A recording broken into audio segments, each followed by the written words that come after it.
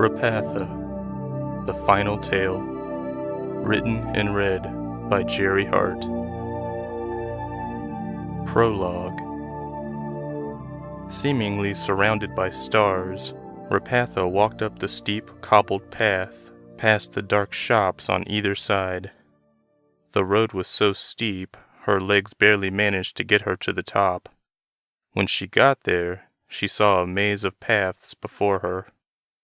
The town of Lacey was full of magical creatures, and Rapatha worried what she might run into. She was just as worried about what she planned to meet. She'd traveled here to speak with a man who could help her, though she didn't know how anyone could help her with her problem. Hiding from nature demons and a wizard sounded impossible. Pulling her hood and cloak close, she headed down the path and chose an alley to the right. She hoped the tree she'd spoken to had told her true. Rapatha had come across it while running through a forest. She had been running away from the wizard and managed to lose him, but she knew it wouldn't be long before he found her again. When she came across the tree, she feared it would hurt her, but it simply asked her what was wrong. It stood 8 feet tall and blended in with the forest. Rapatha had never seen anything like it before, and marveled at the strange beauty of it. She sat with it at its camp and feasted on deer. After the meal, the tree again asked what was wrong. Rapatha told it some of her story, and the creature scratched its gnarled chin as if deep in thought. Then it told her of Lacey. It was the last haven for magical creatures like itself, once safe from the world of man. "Are there any wizards there?" she asked. "None. The only wizards I know of are the brothers." The tree's voice was so soothing, it nearly lulled Rapatha to sleep after the meal. "The brothers? You mean Rockney and Nauki?" "Are there any other wizards?" the tree asked as it chuckled. "Their father." "But he is a nature demon now, is he not?" Rapatha nodded. "There is another, however. His name is Dargonius." "Dargonius?" Rapatha clutched the necklace beneath her cloak, its green gem glowing. "He is a kind wizard, at times." She couldn't help but smile. "I would hope so. We need a wizard on our side. Who else could protect us from the nature demons?" Rapatha gave him a sharp look. "What do you mean?" she asked. "The nature demons are toying with the natural world for their amusement. They cause the ground to shake, the waters to rise. They abuse their power and must be stopped." Rapatha shook her head. "The old demons weren't evil. They were irresponsible, but they never meant to hurt anyone." The tree laughed. "You sound fond of them." She regained control of her words. "Not at all. In fact, I'm running away from them." "Are you now?" The tree leaned back, studying her. "Why are they after you?" "I can't tell you." She clutched the green gem tighter. "Your secrets are your own, child, but you won't find much sanctuary in these old woods. Lacey is your best chance." "I can hide there." "No, but you can find someone who can hide you. There lives an old man who once helped me. I was running away from something that wanted to kill me, something that is good at finding what it wants. There was only one way to hide." "What would want to kill you?" Rapatha asked, genuinely curious. "You seem so kind." "Well, I speak not the correct words for my situation. The ones after me didn't want to kill me in the true sense, but rather kill my spirit. I am running away from my family." Rapatha gasped. "I understand. I too am running away from my family." "I thought you were running away from a wizard." "Him too." Then I suggest you visit the one I spoke of, in Lacey. He will help you. The town is not far from here." The tree gave her directions, and now she was there. Before she'd left the camp, she turned to her new friend and said, "Are there many talking trees in Lacey?" The tree laughed and said, "I was not always a tree." Then he wandered deep into the woods without another word. Walking through Lacey wasn't like Rapatha expected. The whole town was damp and smelly, as if it rained often. She passed 2 giants, having to step aside to let them by. They were the skinniest giants she'd ever seen, with the palest skin. A smaller giant struggled behind its fellows. It gave Rapatha a grin as it walked by. As soon as it passed, a dark blur clouded her vision. She smelled rancid meat and felt very cold. The blur headed toward the giant, engulfing it. The large creature dropped to the ground, moaning in pain. Rapatha stood there for a moment, frightened by what she saw. She didn't know what the monster was that attacked the giant at first, but she didn't like it one bit. "Get away from him!" she yelled at the creature. The monster, which looked like a hideous ape with wings, looked over its shoulder at her. It smiled, blood coating most of its face. The other giants had rounded a corner and didn't know what was happening. "I said, get away from him!" Rapatha removed her necklace. A sudden wind howled through the alley, striking the monster. It struck one wall and then another, as if the wind were alive and malicious, eager to cause as much pain as possible. The bloodsucker fell to the cobbled stones and hissed at Rapatha, drawing the other giants back into the alley. The vampire fled into the air. Rapatha put the necklace back on and replaced the hood over her reddish-brown hair. The little giant smiled at her again, this time in appreciation, as its fellows carried it away. Rapatha turned and continued on her way. After a moment she reached a lonely little shop nestled between 2 bigger ones. The sign overhead was a faded yellow that read, "The Narrow Shop." This was the place the tree told her about, so she took a breath and walked inside. The shop was indeed narrow. There was barely enough room for 2 people to stand side by side, considering there were shelves lining both walls.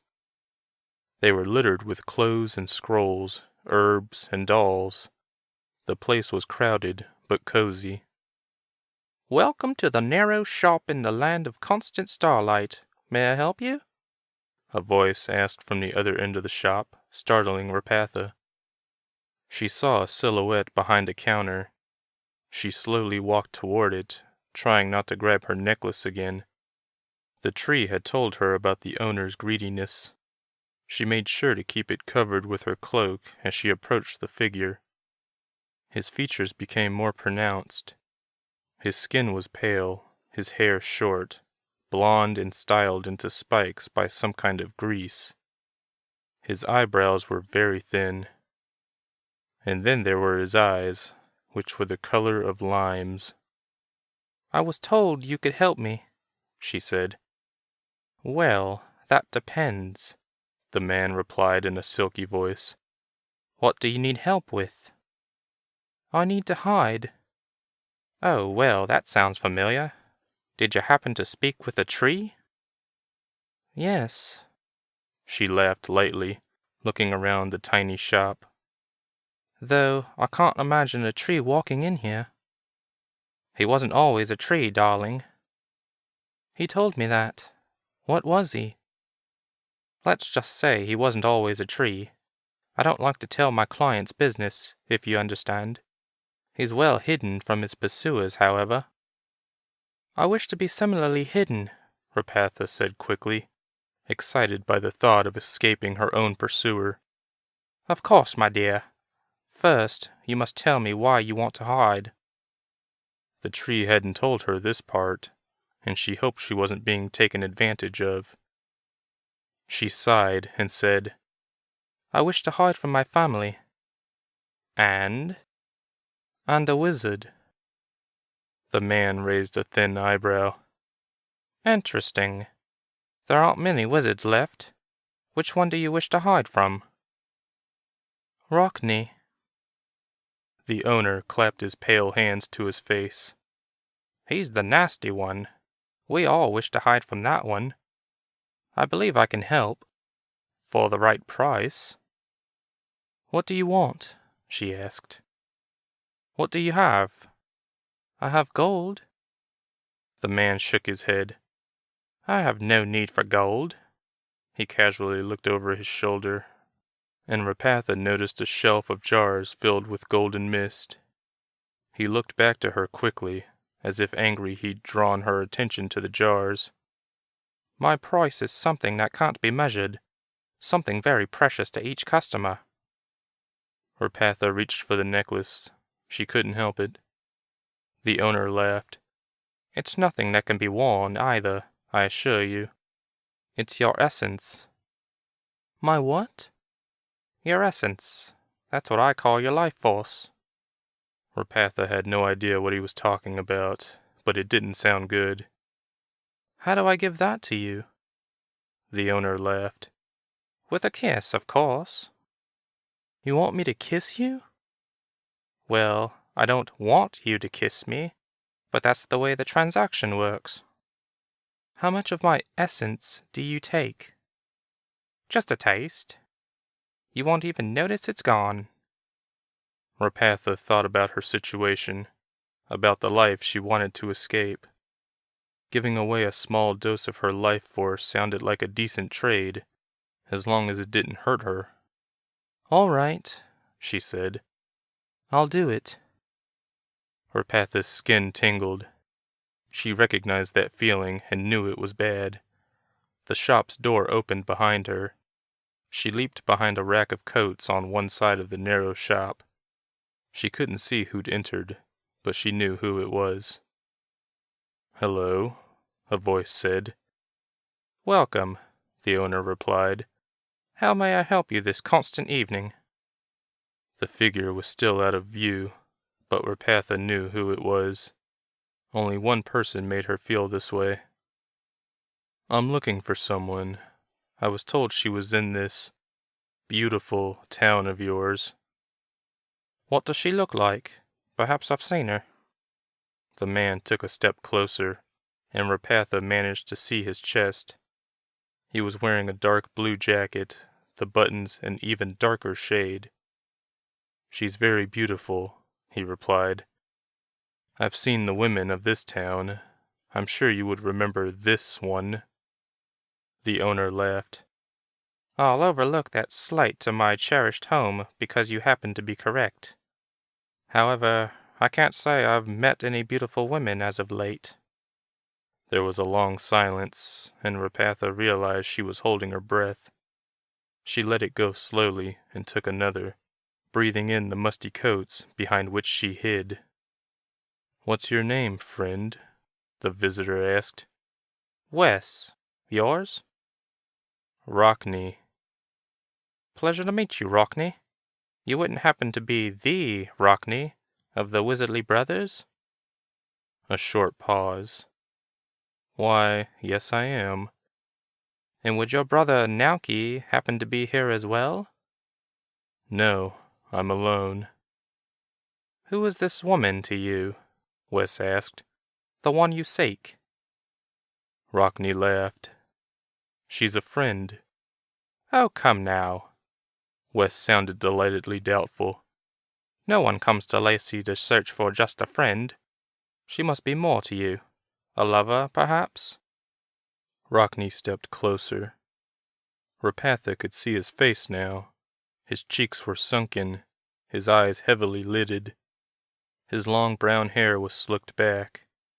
She used to find him handsome, but now... "She's not my lover," he told Wes. "Are you sure you haven't seen her? It's important that I find her." "Why so?" "You ask a lot of questions for someone who knows nothing of what I seek."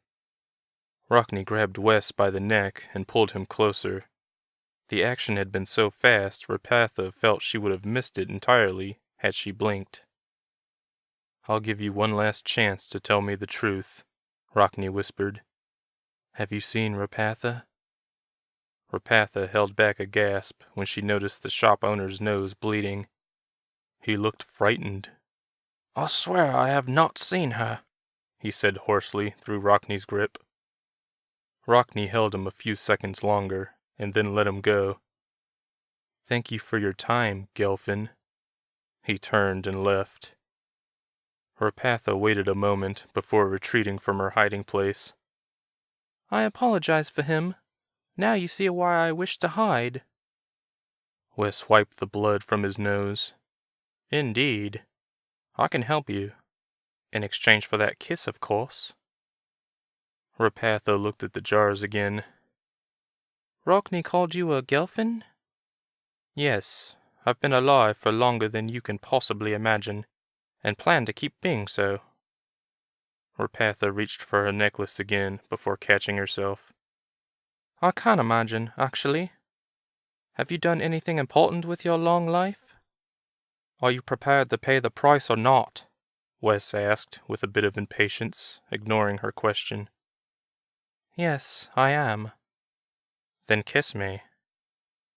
Rapatha stepped forward and leaned on the counter. She closed her eyes and got closer. She could smell tobacco on his breath, and it wasn't unpleasant. She reached out with her lips. A moment later, her lips met his. And then she found herself breathless. It surely wasn't because she enjoyed the kiss. She felt her life force being drawn out of her, causing her to grow dizzier by the second. She tried to pull away, but Wes held onto her shoulders. Rapatha reached up to his face and scratched his cheek. He finally let her go. When she opened her eyes, even the dim light made her head hurt. She felt close to vomiting. He reached for an empty jar and deposited her force into it. "My, oh my," he said. "You are unlike anyone I've ever met." "Tell me how to hide," she commanded, her breath coming more easily. He placed the jar on the counter between them and reached down for something. When his hand returned, it held a brown bag.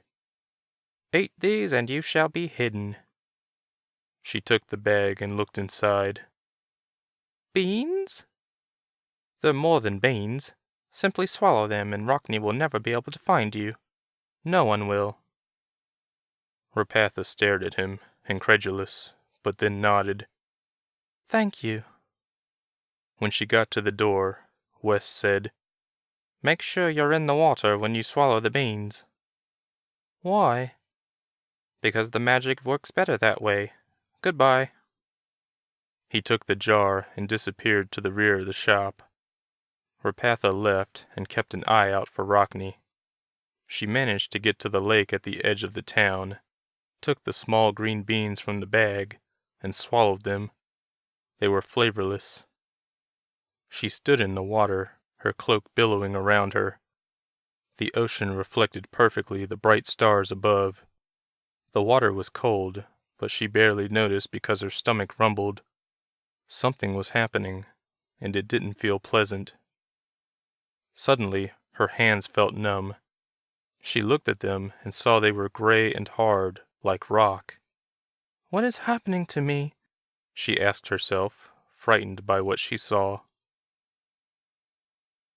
The giants wandered along the edge of Lacey. The tiny giant noticed a large rock floating along the surface. For some reason, it looked like the most beautiful rock he'd ever seen, and it appeared to be growing. Chapter 1. "Happy snow day, Queen Anila," a maid greeted. "Happy snow day, Wilhelmina." Anila, Queen of Dargo Island, walked through her palace with a smile on her face. The smile was a mask for her true feelings, however. She was on her way to visit someone she didn't want to see. Andor.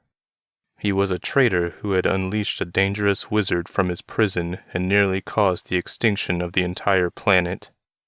He was currently being held in his own cell in a dungeon beneath the palace.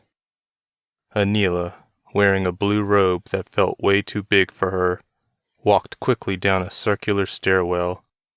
She had left her husband, Reese, in bed because she knew he would want to escort her. He used to be the commander of her army, but she had loved him for a long time, and he had loved her. They had managed to keep their relationship a secret from everyone, though after nearly being decimated by a plague unleashed by the wizard Dargonius, they decided life was too short. When Anila reached the dungeon, she greeted the man guarding Andor. He still wore the traditional blue and yellow paint on his face, though she had deemed it unnecessary. The paint had been used long ago, before her people developed their own language. It was meant to convey emotions to others. The guard hadn't yet grown out of the habit, even though it had been nearly a year since the change in tradition. He snapped to attention. "Your Majesty." "Greetings, Malix. At ease." He stood relaxed as he smiled at her. He couldn't be much older than her 20 years. "I've come to speak with the prisoner," she said. "I would like to be alone." "But, Your Majesty," she held up a hand, "I will be quite all right with him. He's not as dangerous as he'd like you to believe. He's merely a traitor. If you would, please wait outside the dungeon. I will call on you if I need you." Malix nodded and left Anila alone with Andor. Anila peered through the bars, into the dark cell. She saw movement to the right. Someone was sitting on a small bed. The dungeon was lit by torches, but none were close enough to shine into the cell. "Queen Anila," a rough voice said from within. "What brings you down here to this wonderful paradise?" "I've come to see how you're doing. You've been locked away for nearly a year. How do you feel?" "How do you think I feel? My son died of the plague because you refused to release Dargo from his prison, so I took matters into my own hands, and now I'm in my own prison." She sighed. "I'm terribly sorry about your son, but what you did nearly destroyed the rest of the planet. I couldn't allow that." He appeared before her, so close she could smell his unwashed body. His body was broad and muscular, his head bald. "What if it had been your son stricken with the plague?" he asked. "What would you have done then? What if the little prince had been dying?"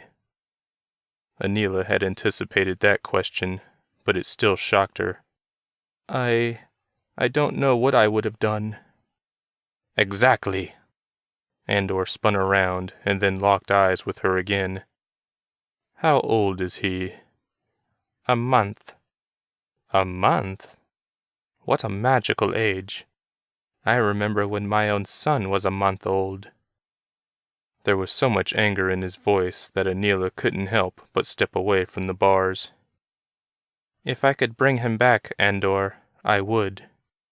"Would you now? Somehow, I don't think you truly mean it." "I do mean it." "What would you do to bring my son back?" Andor's eyes were wide with curiosity. "I already know you wouldn't let the plague wipe out the unknown world, the world we are not a part of. What else could you possibly do if you couldn't do that?" Anila didn't have a response.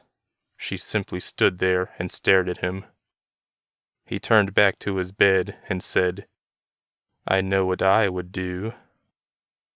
"Oh? What's that?" He lay down on the mattress and said, "I'd kill everyone on this island." He stared at her from the darkness. She tried to stare back, but the longer she stood there, the more uncomfortable she grew. She left the dungeon and let Malix resume his watch. Anila left the stifling dungeon and walked into the palace courtyard. It was a winter wonderland. The courtyard was covered in the whitest, purest snow.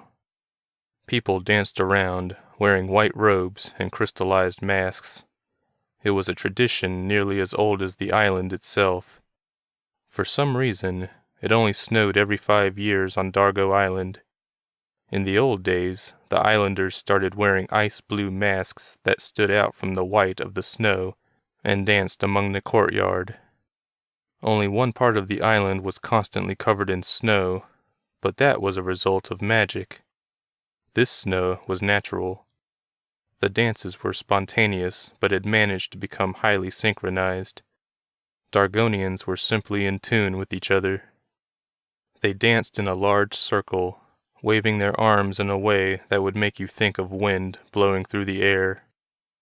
Anila returned to her bedchamber, where she found her husband still sleeping peacefully. She walked over to a crib at the foot of the bed and checked on her son, Maximus. He was a chubby baby, with wild sprouts of blonde hair on his head. He was asleep as well, and she gently touched his face. Then she lay down next to Rhys and tried to go back to sleep. "Why did you go down there again?" he asked, startling her. "Because I kept wondering if I was doing the right thing, keeping him locked up." She turned to Rhys and saw his face, thanks to the moonlight shining through the balcony door. "And you're no longer wondering?" he asked. "No. He said he would kill everyone on the island if it would bring his son back. He's a dangerous man." Rhys kissed her. "Your judgment has never led you astray, my queen. You should never doubt it." She laughed. "Stop calling me your queen. I'm your wife now." "Same difference." They kissed again, but only for a moment, because the entire room lit up like the sun had suddenly risen. "What is that?" Anila asked, shading her eyes with her hand. They looked toward the balcony as a roar grew louder by the second. Rhys ran to the door and looked out. "A fire in the sky," he said. Anila joined him and saw the fire as it shot toward them. Whatever it was, it left a smoky trail in the sky. The fire shot over their heads with a deafening roar that woke Maximus in his crib. A moment later, an explosion shook the palace. Chapter 2. Josh Jabelko saw his life flash before his eyes right before he died.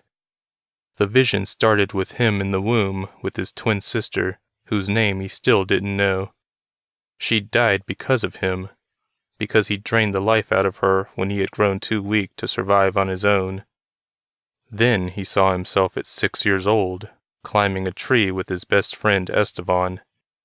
Next, he was kissing a girl for the first time at 15. He and Maxine were playing laser tag when she'd pulled him into a dark corner. She hadn't done any more than that, and instead waited for him to kiss her. Next, he was being sucked into a tornado at 19, saving his friend Shay from certain death. He'd died that day as well, but it had only been temporary. The neighbor, Shay, had thanked him by getting him a job on Dargo Island as a security guard for a gated community filled with strange residents. Victor the dwarf, Champagne the empath. She could sense and affect people's emotions. Astrid the nature demon's daughter, and... well, then there was Rockney the wizard. He was Astrid's uncle, a man who wanted to dethrone his own brother as nature demon. As far as Josh knew, there could only be one nature demon at a time, and he or she could control everything from the weather to earthquakes. Josh saw how it appealed to Rockney. But Josh had killed him, and Rockney's brother, Nauki, still ruled as the nature demon. Things were as they should be. Except now. Josh, who should have been dead for the final time, was now floating inside a cloud, His body had been possessed by another wizard named Dargo, the island's namesake, and Josh had sacrificed himself to kill Dargo once and for all before he could destroy the world with a plague. Josh accepted his fate, his death long overdue. He couldn't figure out why he wasn't dead now. He felt like he was floating in a pool full of cool cotton, and he was extremely comfortable. He wondered if he was in heaven. He'd never believed in such a place before, but seeing was believing. He saw a shadow fly by on his right. He swam toward the edge and peered out, which was like looking through a foggy window. Astrid. She was flying away like a superhero. He yelled for her, but she didn't hear. He swam through the cloud in her direction and was grateful there was no resistance. The cool cloud felt great against his face. He kept calling his friend, but she continued to fly away from him. Soon he reached the end of the cloud and found himself trapped. He cursed and tried to punch through the cloud, but couldn't. It was like punching a pillow. Josh could no longer see Astrid, and found himself drifting to sleep. He was awakened by a thunderclap, and saw he was in a gray cloud. Lightning streaked above him. He wondered if he could get struck by it, and cowered as far away from it as he could. He couldn't tell how much time he spent trapped in the clouds, but he saw Astrid occasionally. Every time she flew by, he screamed her name. She never heard. One time, he grew so frustrated that he swam to the top of the cloud in which he occupied. It was a very large cloud, and he felt like he was swimming a vertical Olympic-sized pool. Josh saw Astrid approaching from the right. He'd been waiting for her, since she seemed to fly the same pattern often. He screamed for her again. She heard him this time. She landed at the bottom of the white puffy cloud and looked around. He hadn't expected that and was about to make his way down, but she started to come up. He waited. When she found him, she pulled him out of the cloud, crying with joy. Chapter 3. Victor had been awakened 10 minutes ago by what he thought was an explosion, and now sat just outside the Hexel's crater as it swam around. It was like watching a dog at play, and it had caused him to doze off. He had been watching it for months, having grown fond of the giant plant creature. "I'll get my axe back yet, you silly beast. You can't keep it in your belly forever." He smiled as he remembered the quest he and Astrid had taken, extracting a poison and its antidote from the Hexel's body. It had been the only way to get rid of Dargo while he possessed Josh. They succeeded, though they'd lost Josh in the process. "Hey there, sugar squash," a female voice said behind Victor. He spun around and saw a figure across the road, hidden within a shadowy forest. "Who goes there?" The figure stepped into the dirt road. "Don't tell me you don't recognize this old face." "My gods," he whispered harshly. "Champagne du Bois?" The old woman wore the clothes in which she'd been buried, a dark green dress with a silver necklace. The snow didn't touch her as it fell, though. "But you're not real," Victor said.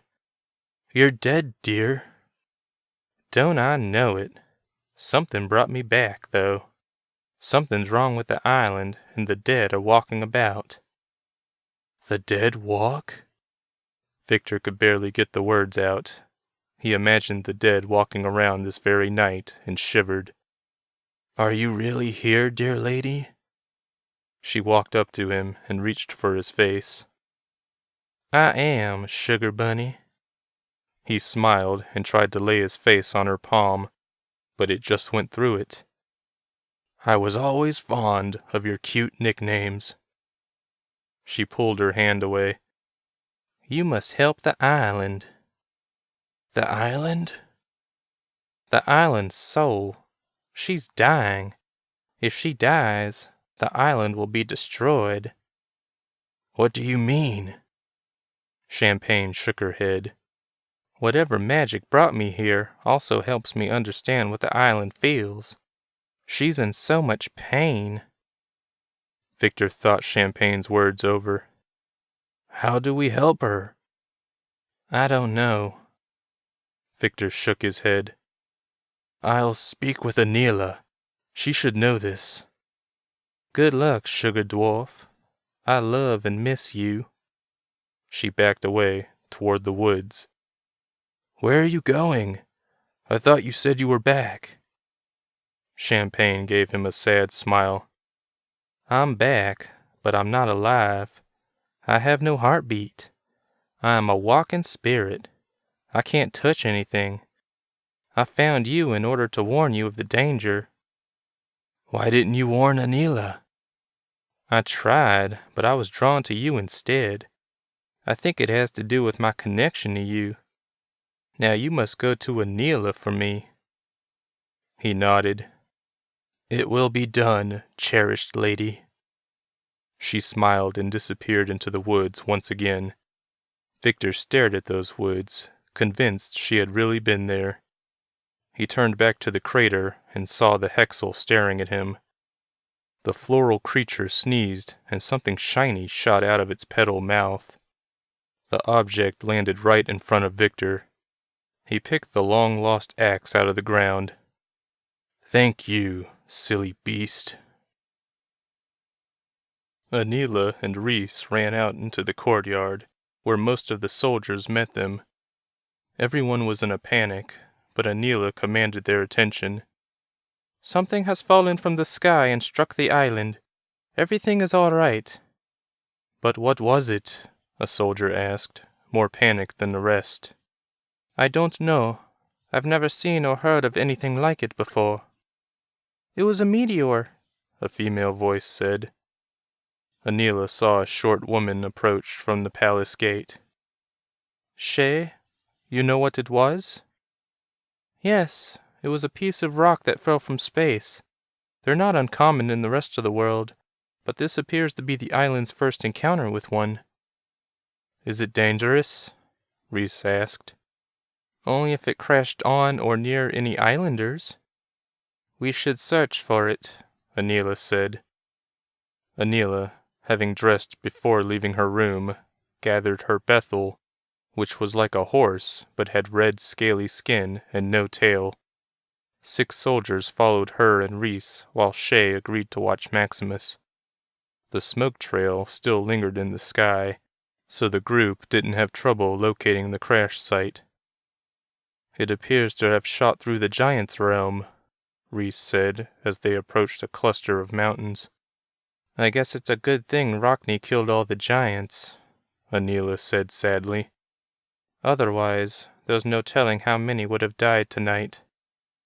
They followed a dirt trail into a ring of mountains until they reached a clearing. A frozen pond rested in the exact center, surrounded by cherry blossom trees. Anila and the others got off their Bethels and approached the pond. It had a large hole bored through. "It must have shot through like a bullet," Anila said, looking through from the safety of the grass. She couldn't see much, but the meteor had gone through at an angle. "How do we get down there?" Rhys asked his wife.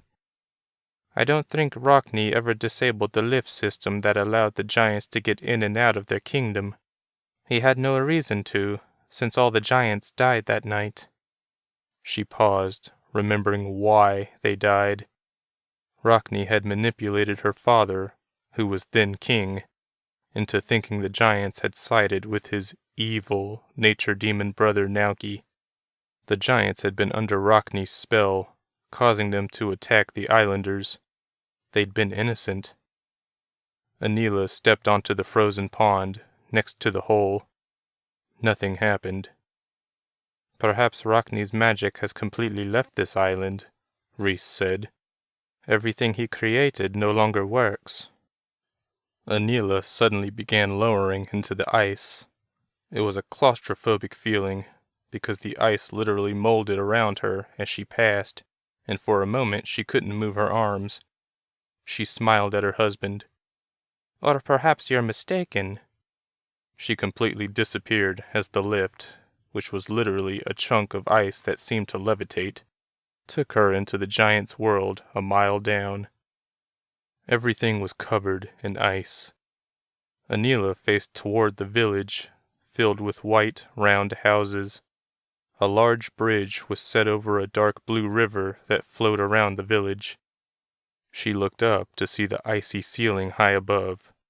She waited until she reached the bottom to look behind her, where she saw a large ice wall a mile away. The meteor had crashed in the field between the village and the wall. Anila waited for the rest of the group to join her. When they did, Rhys looked unhappy. "It goes even farther?" he asked, looking at the impact hole. "I suppose so," Anila said. "At least we don't have to worry about anyone being hurt by—" The ground shook and she braced herself against Rhys. Ice rained down from the ceiling. The only place to take cover was in the village. They ran over the large bridge and into the closest hut. The ground quaked for at least a minute, and the group listened to the thuds of large blocks of ice rain down around them. After the quake ended, they left the hut. The ice lift began to lower, and on it sat a 20-foot-tall sentient weed. Victor the dwarf stood next to it. "Anila!" he shouted as the lift reached the ground. "I have something to tell you." "What is it?" "The island is in danger. Something has happened." "Danger?" She grabbed his round shoulders. "What are you talking about?" "I saw... Well, you wouldn't believe me if I told you, but I was told something has injured the island. I saw you heading this way, so I'm guessing you saw something." "Yes, a meteor struck the island." "A meteor? That must be what she was talking about." Anila shook her head. "I don't know what you're talking about. Who told you the island was in pain?" Victor stood silently for a moment before saying, "Champagne. I swear I saw her, but I don't know how it's possible." "Champagne? Victor, are you feeling all right?" He smiled, his eyes shining through his bushy red beard. "I'm fine, Anila. Thank you for asking. I know Champagne is dead, but I know what I saw. The beast saw her too." He indicated the Hexal next to him. The Hexal didn't speak, of course. "Well," Anila said, "the meteor crashed through here. Let's follow it and see where it takes us. Then we'll talk more about what you saw." Chapter 4. Josh floated past Astrid, laughing. She rolled her eyes and laughed with him. She'd fashioned a pair of shorts from a puff of clouds, and it looked like a diaper. They were taking a scenic route back to her father's cloud castle, though Astrid chose to walk. "Walk with me," she said, though she knew it wouldn't do any good. "Why walk when you can float?" he asked, circling her. She taught him how to do it, and he picked it up very quickly. Flying was the first thing her father taught her. She hoped Nauki could figure out what happened to Josh.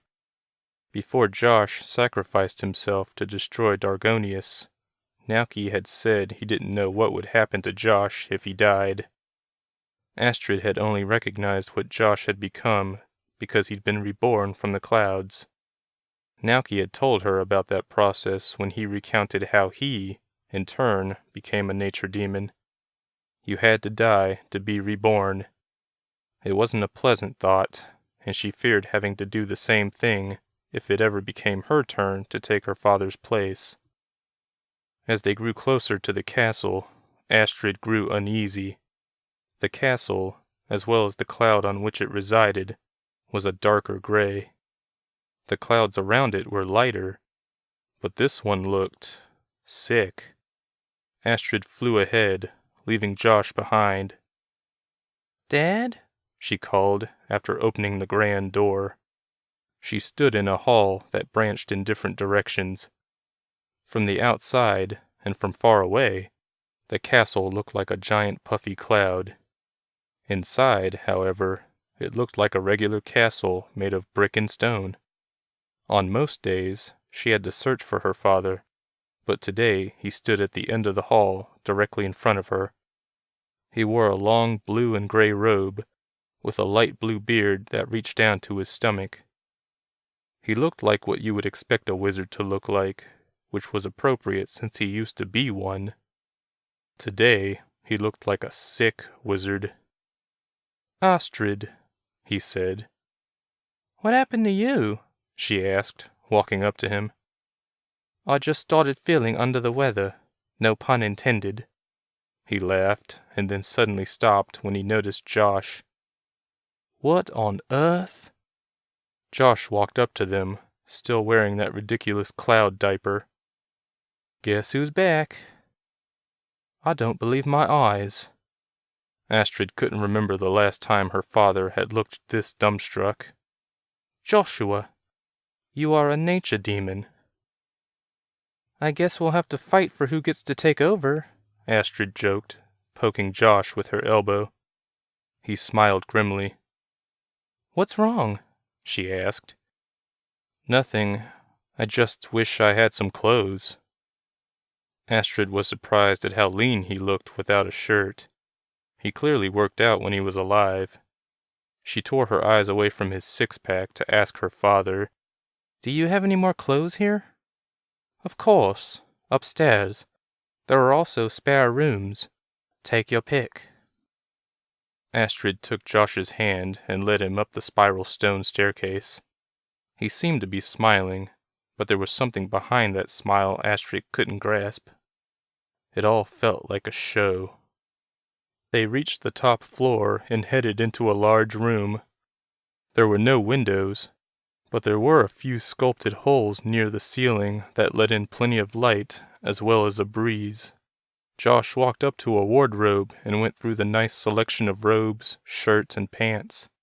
He put on the shirt, then turned to Astrid. "Can you turn around?" he asked. "Why?" "I need to get rid of the cloud diaper so I can put on the pants." "I already saw you naked." "Yeah, but I wasn't prepared for that. Now I am." Astrid rolled her eyes and turned around, toward the entrance. "Okay," Josh said a few seconds later. He now wore a white t-shirt and tan pants, along with black slippers. "Better?" she asked. "Much better," he replied, though he still sounded weird. They headed back downstairs and ate lunch with Nauki in a dining room that matched the rest of the castle's decor. All stone.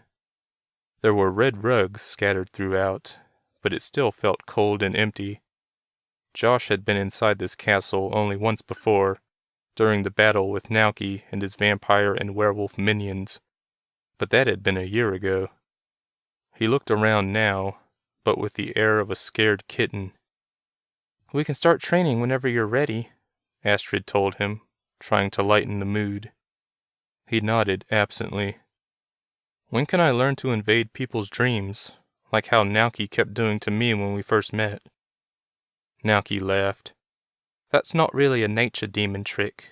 I learned that in my wizarding days." "Oh." Josh sounded disappointed. "I can try to teach you that, though," Nauki added. Josh perked up. "I just want to visit my parents, and maybe Esteban." "Why?" Astrid asked. "Because I miss them." "Are you sure that's wise?" Nauki asked. "Think of how you reacted when I invaded your dreams." "Well, I'm not going to try and scare them the way you did me. I just want them to know I'm all right. It's the least you could do. I died because of you guys." His voice started to sound angry toward the end. Astrid looked pleadingly toward her father. "I guess it wouldn't hurt to teach you something," Nauki finally said. It's not really that hard. I could probably teach you too, Astrid, if you want." "Sure," she said, delighted. Josh tried to stop the tears that flowed after he returned to his room, but they just kept coming. He sat on his bed and stared at the hole in the upper wall. He could see the upper atmosphere, and that only made him lonelier. He cried more. A knock on the door startled him. He wiped away the tears and said, "Come in." Naoki stepped in and stood there. "Are you all right, Josh?" "No," he said, giving up the pretense. "I don't want to be here. I don't want to be a nature demon." Naoki walked over to the bed and sat next to him. "Can I tell you a secret?" Josh nodded. "I didn't really want to be one either." "I find that hard to believe. I thought you and Rockney practically competed for this." "It was no secret I was Dad's favorite, but the main reason I took over was because I was afraid of what Rockney would do with the power if he got it." Josh looked at the man for a moment. "You felt obligated?" "That's it exactly, yes. Sometimes, in life, we're faced with choices. These choices can be scary and difficult. They're put there to test us. The ones we make can reveal what kind of people we are inside. Take you, for instance. When Rockney was blasting me with fire, you made the choice to jump between us and save me." Josh said nothing, only listened. "That showed me that you're selfless and brave. You're already a better nature demon than me, but just because you've been reborn as one doesn't mean you have to be one." "I can't go back to my old life," Josh said. "I can't touch land like this." "I know, but that doesn't mean you have to stay with us and do what we do." "Well, I can't exactly go back to my books and music, or to my family, unless I possess someone, like you did with Trick and Estevan. I would never do that to someone. No offense." "None taken.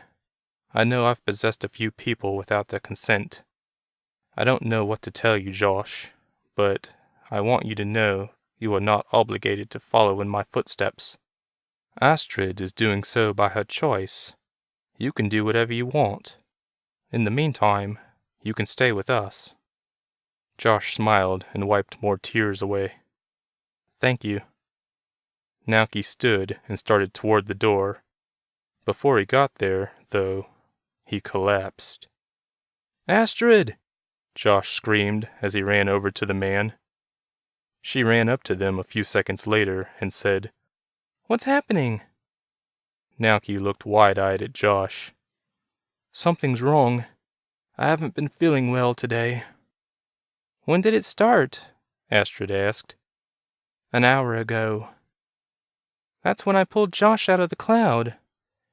"Oh dear," Naoki said. "I think that may be it. That would explain my current state." "What do you mean?" Astrid asked. "Help me to the tower." Josh and Astrid helped him up, and Astrid teleported them all to the tower. The room was small and round. Wind blew through the tiny holes in the walls with a whistle. In the center of the room was a pedestal holding a large brown book. Naoki stumbled up to it and flipped through the pages. "What is that?" Josh asked. "Think of it as a nature demon handbook. I've gone through it at least once since taking over as nature demon after my father's death, but I sometimes forget things. I believe there is a clause in here about 2 nature demons existing at the same time." Astrid helped him stand. She'd never seen her father so weak before, though she'd only met him a year ago. "What about the original nature demons?" she asked. "Before you guys took over, weren't they all nature demons at the same time?" "Only by name. Only one had gone through the rebirth and ruled as king while the others waited their turns. But something happened to their bloodline that caused them to start dying out. Those in waiting were unable to survive the rebirth, leaving the king alone and dying as well. That's when they outsourced the position, so to speak." They sought out other creatures to which they could pass on their own magic. As far as I can tell, whatever afflicted them doesn't affect me." "And then I came along and screwed everything up," Josh said, looking at the floor. Naoki weakly patted him on the shoulder. "It's not your fault. It's mine. If I hadn't cursed Astrid's mother while she was pregnant with our daughter, you wouldn't have heroically taken it upon yourself to try and lift the curse, thereby taking on some of my magic. It's all on me, my boy, not you." Josh grinned. "Thanks." "Well, what do we do to fix this?" Astrid asked, breaking up the bonding moment. "I feel like we're wasting time talking." Naoki looked at her. "It warms my heart to know you're worried about me, but I'm certain we can find a way to reverse what's happening." He found the page he was looking for and read the words. They were written in weird, swirling shapes Astrid couldn't understand. "You're going to have to teach me how to read this one day," she said. "Noted," her father replied, though he didn't appear to like what he read. "Oh dear, it appears I was correct about one thing. There can only be one ruling nature demon at a time, but that seems to only be a formality. It has nothing to do with my illness." "What does?" Astrid asked. Naoki looked at Josh. "Even in death, Mr. DeBelko, you have the ability to leech life." Chapter 5. Somehow, Anila convinced Reese and her men to follow the meteor's path through the ice even farther. Victor came along, leaving the Hexel in the giant's kingdom. The meteor had shot through at such an angle that it created a tunnel that was fairly easy to walk through, though the group practically walked down it. Soon, the ice became warm, purple crystals. After walking for nearly 5 minutes, the group found itself in a large cavern made entirely of purple and green crystals. What remained of the meteor lay before Anila, though it looked like it exploded upon impact, sending shards in all directions. One such shard stuck out of a large green source of light that rested between a humongous stalactite and stalagmite at the center of the cavern. "What in the world is that?" Reese asked in awe. Anila made her way toward the green light, following paths in the crystal garden that separated them. "Help me," a female voice said. "I'm coming," Anila replied. When she finally reached the light, she didn't know what to do. The light was so high up, she couldn't hope to reach it from the ground. The cavern trembled, raining a few crystals from the ceiling. "I need help," the voice said, clearly in pain. "How do we help you?" Anila asked. "Who is that?" Reese asked her. "The heart of the island," Victor replied. "Just like Champagne said." "We have to pull that shard from the light," Anila said. Reese looked up. "Only a giant could hope to reach that high, let alone have the strength to pull the shard free. But they're all gone from this island." "There has to be another way," Anila said, helpless. And then an idea came to her. "We need the Hexel." "I'm on it," Victor said.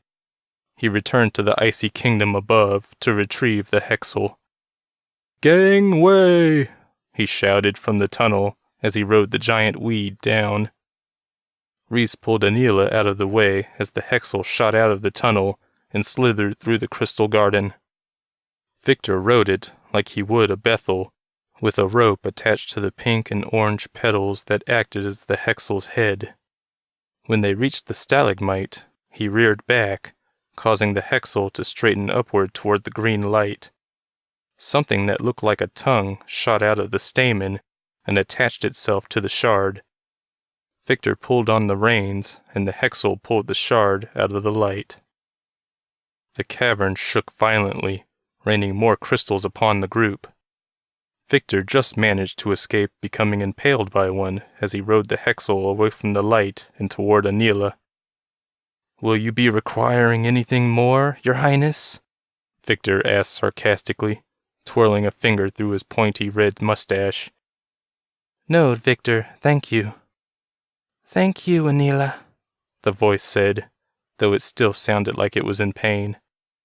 Who are you? She asked the voice. My name is Rapatha. I am the heart and soul of the island. Chapter 6.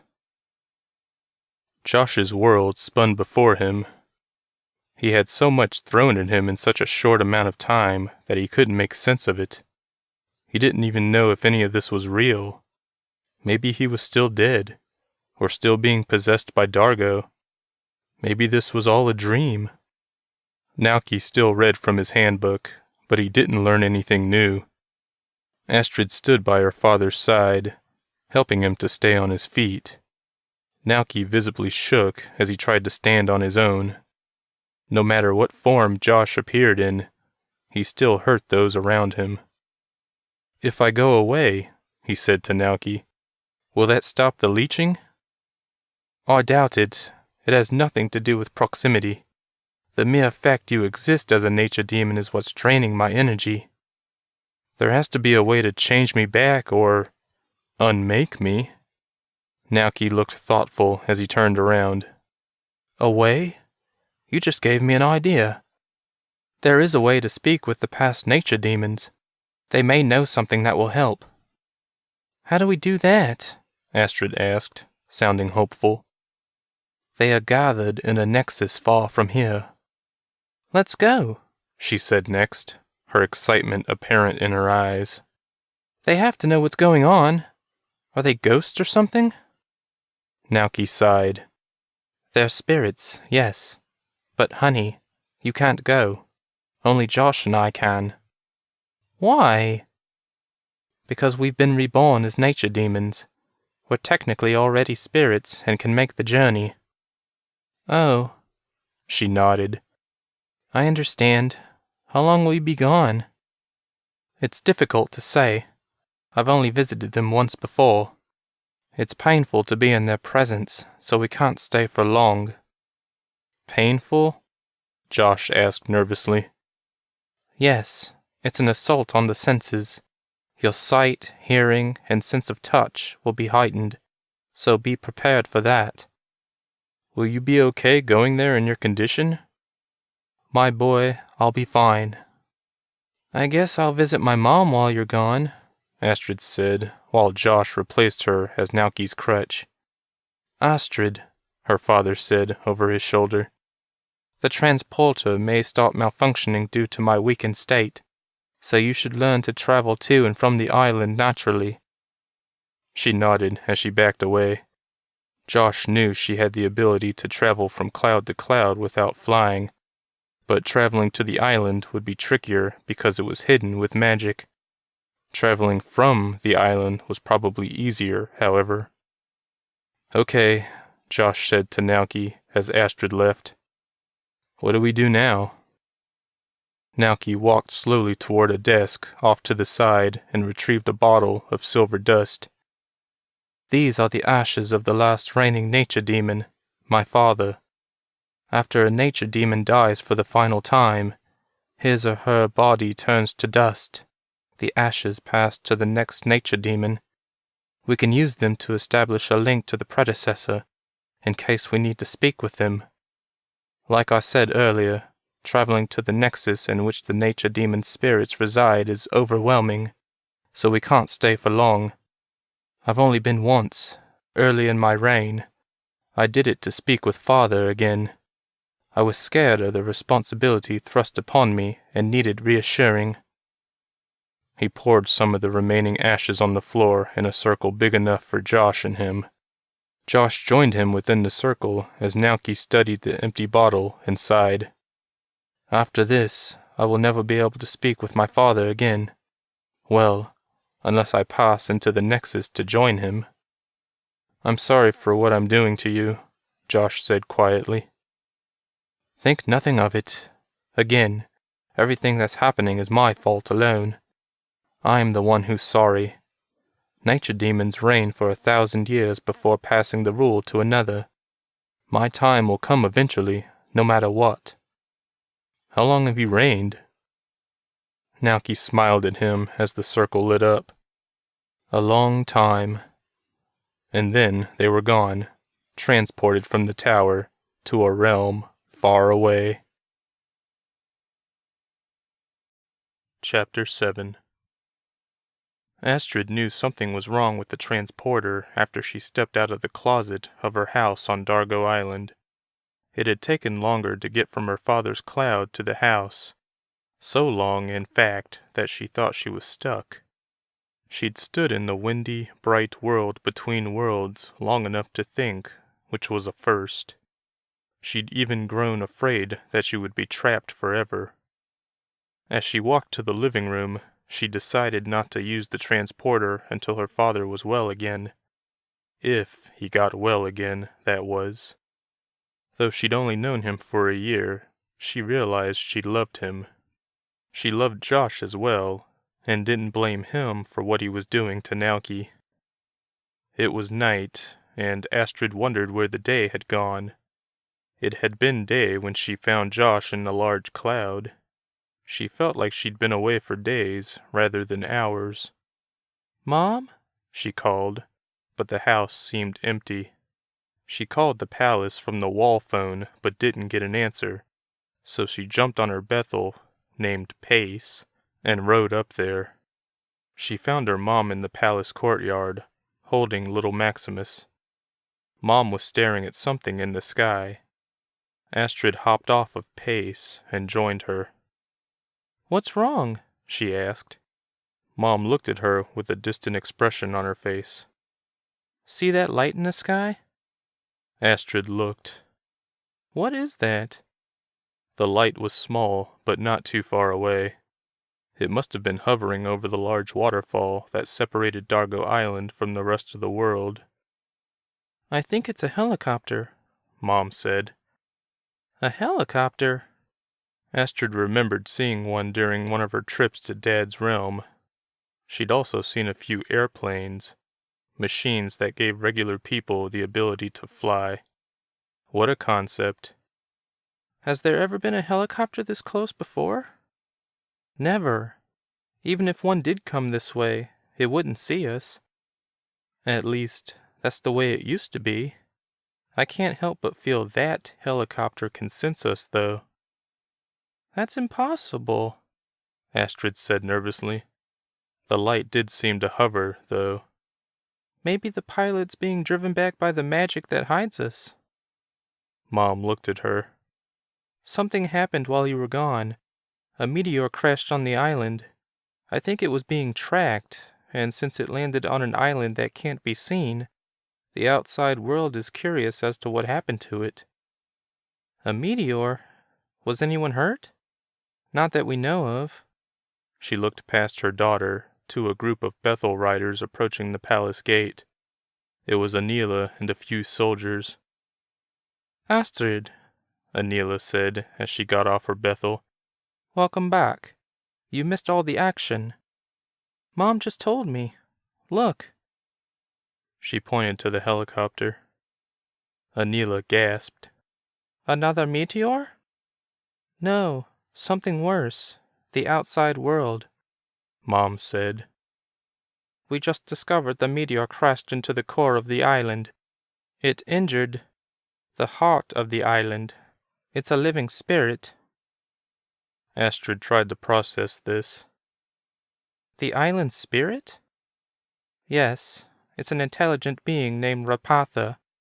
I spoke with her. Now that she's injured, her ability to hide us may be dwindling." "What will happen if she isn't healed?" Astrid asked, and then her question was answered a second later. The ground quaked so violently that everyone was nearly knocked off their feet. Mom barely managed to hold on to Maximus. He started to cry, and Anila took him into her arms. "I don't think we can afford to let Rapatha die," Anila said. "If she does, the whole island may break apart, and then we all die." A soldier ran up to them. Queen Anila, Andor has escaped from his cell. She spun around, her eyes wide. How? His cell broke apart during the first quake. He escaped and killed Malix. Astrid remembered the handsome young guard. How could he be dead? He may still be in the palace, Anila said. I want you and a team of soldiers to search every room. She looked about nervously. I think it best to go into hiding until he is found. I left 2 soldiers to guard Rapatha until I return. She looked at the helicopter again, which turned around and headed back to the mainland.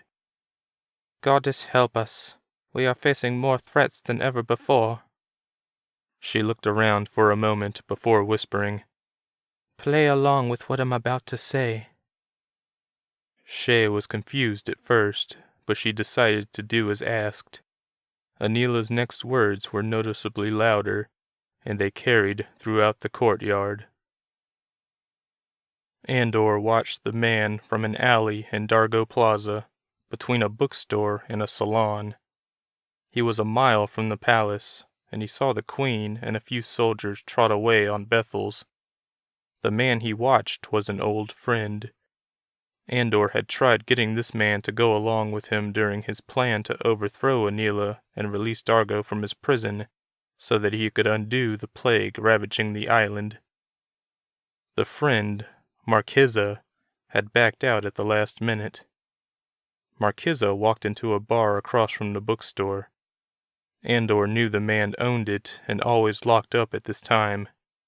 He made his way toward the bar and slipped around to the back, where he also knew a broken door awaited him. Marquiza was slow to fix things. Andor slipped into the bar from the kitchen, grabbed a knife, and walked up to Marquiza. The chubby bar owner's jaw dropped when he saw Andor. What are you doing here? Andor smiled through his paint-smeared face. I've come to thank you for what you did to me. I didn't do nothing, Andor. I had nothing to do with your arrest. But you did abandon me when I needed you the most, when all of our friends and family were dying around us. You broke the law and released the man who created the plague in the first place. Your loyalty lay in the wrong person, Andor. You should have trusted Anila. She pulled through in the end.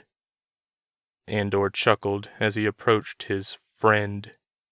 And in the end, so will I.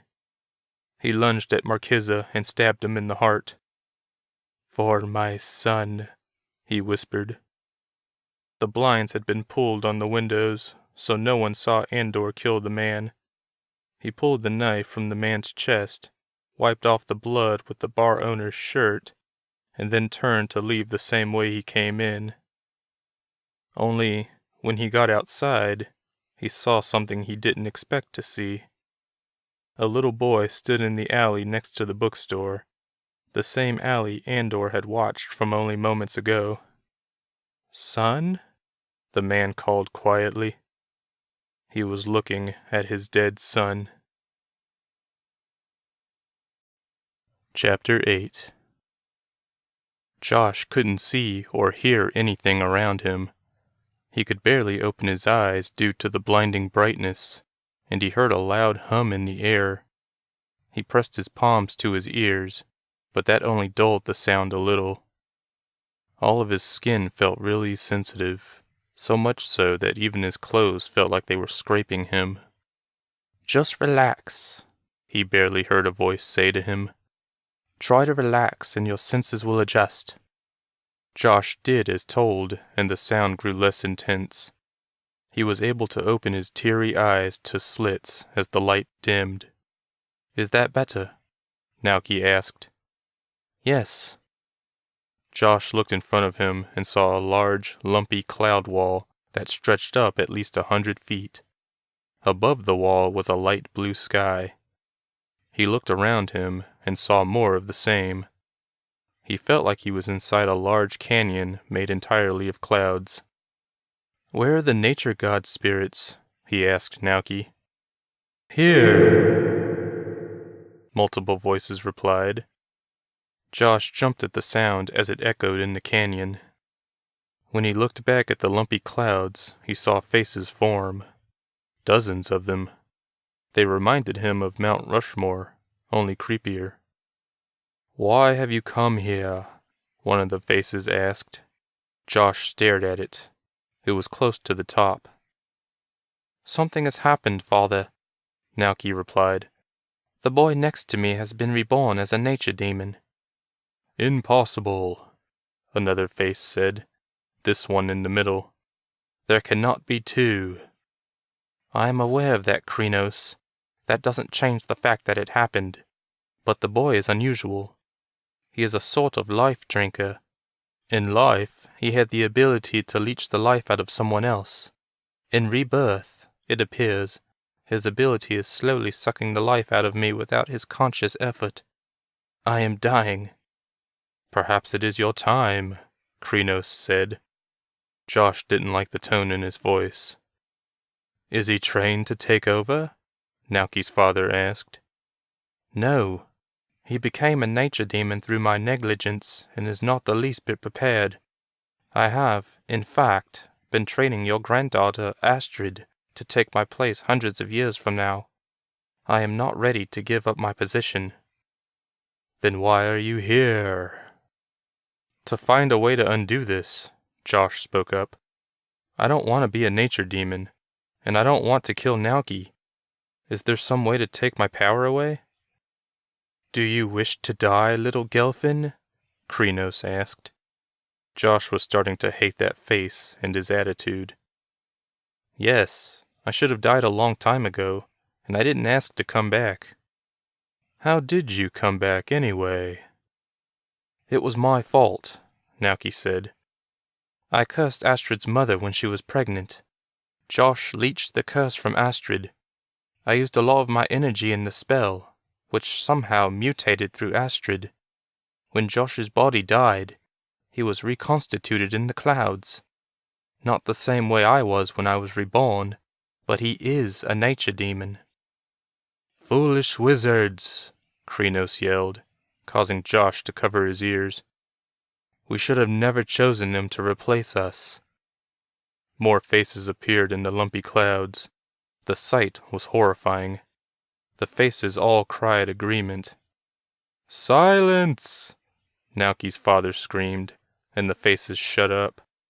"My son may have acted foolishly, but he had no reason to believe his actions would result in this.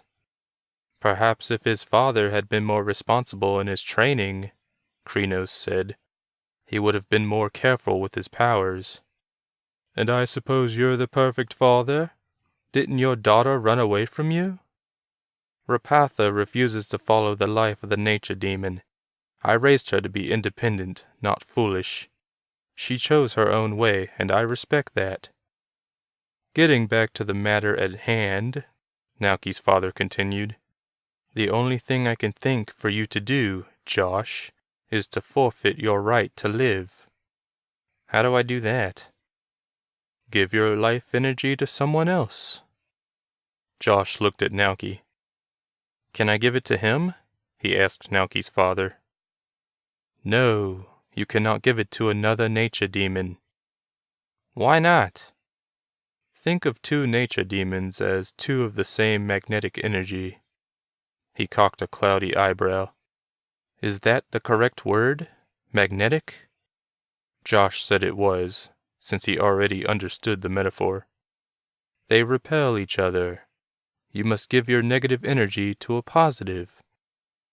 "Where can I find a positive?" "In a being unlike yourself, one that gives life rather than takes it." Josh shook his head. "What kind of creature does that?" Naoki's father laughed. "Boy, I don't know. It's up to you to find it. I'm dead. So if I find a being the opposite of me and give it my life energy, Naoki will be okay?" "He should recover, yes." "What happens to me?" "Perhaps you'll join us in the Nexus," Krynos chimed in, and then he laughed maniacally. "It's not so bad here. Unless we're being called upon, such as now, we don't even realize the passage of time. We mostly sleep, and to sleep is to be in rapture." He moaned happily. "Josh," Naoki said, placing a weak hand on the boy's shoulder. "We must go. I've grown weaker since our arrival." "Farewell, son," Naoki's father called down.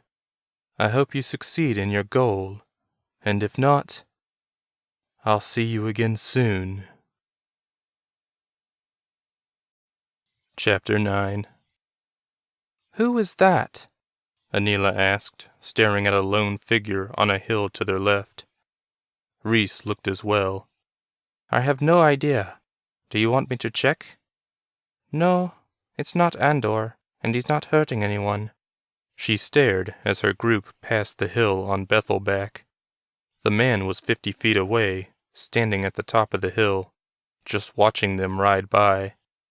Light cast him in silhouette, giving him an incredibly creepy look. Anila looked away as something cold landed on her face. "It's snowing again," Reese said. They had passed the creepy man on the hill, and he was nothing but a tiny image now. Anila tried to forget him and how familiar he had seemed. "Why is the giant's realm the way it is?" a young soldier asked from the rear of the group. Anila looked back. "The only way they could live comfortably is if they live in an icy environment. Rockney cast a spell on that valley to accommodate them." "That was nice of him," Reese said sarcastically. "Rockney was a man of questionable character, I agree. He killed many people to meet his own ends, but he was good to this island." They rode the rest of the way in silence. Anila couldn't wait to return to Rapatha. She had so many questions to ask the spirit. Andor had tried catching up with the boy who looked like his son, but somehow lost him in the alley where he'd first been seen. Andor believed his eyes had been playing tricks, knowing his son to be dead and buried in a mass graveyard developed for the plague victims nearly a year ago. But the boy had looked so much like Jaffe. He tried to focus on what he had planned, forgetting about the vision. He wanted Anila dead. He ran up to the coast a mile away and looked to the small island that had acted as Dargo's prison for 100 years. It was the only place Andor had heard Anila mention in the courtyard. She was much too careless to be queen of anything. He saw the burning light of a small fire coming from the island just as it started to snow. He had been locked away when it had started to come down, and it had been 5 years since the last snow day. Andor jumped into the freezing water and swam to the tiny island, anticipating Anila's protection. She would have a few soldiers with her. Andor was prepared for them. Once he reached the shore, he ran to the left, circling the uphill field of shoulder-high grass. He hadn't seen any soldiers, but one could never be too careful. He made his way slowly up the hill, making sure not to disturb the grass too much. He saw someone walking the perimeter up ahead, so he stopped moving and waited for the soldier to walk away. When the soldier disappeared from view, Andor moved quickly.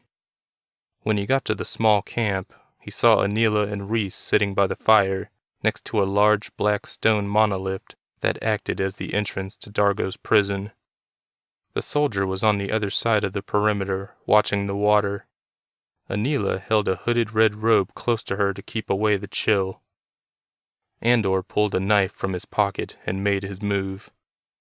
He attacked Reese first, stabbing him in the head, and then he swung the knife at Anila as she lunged for him.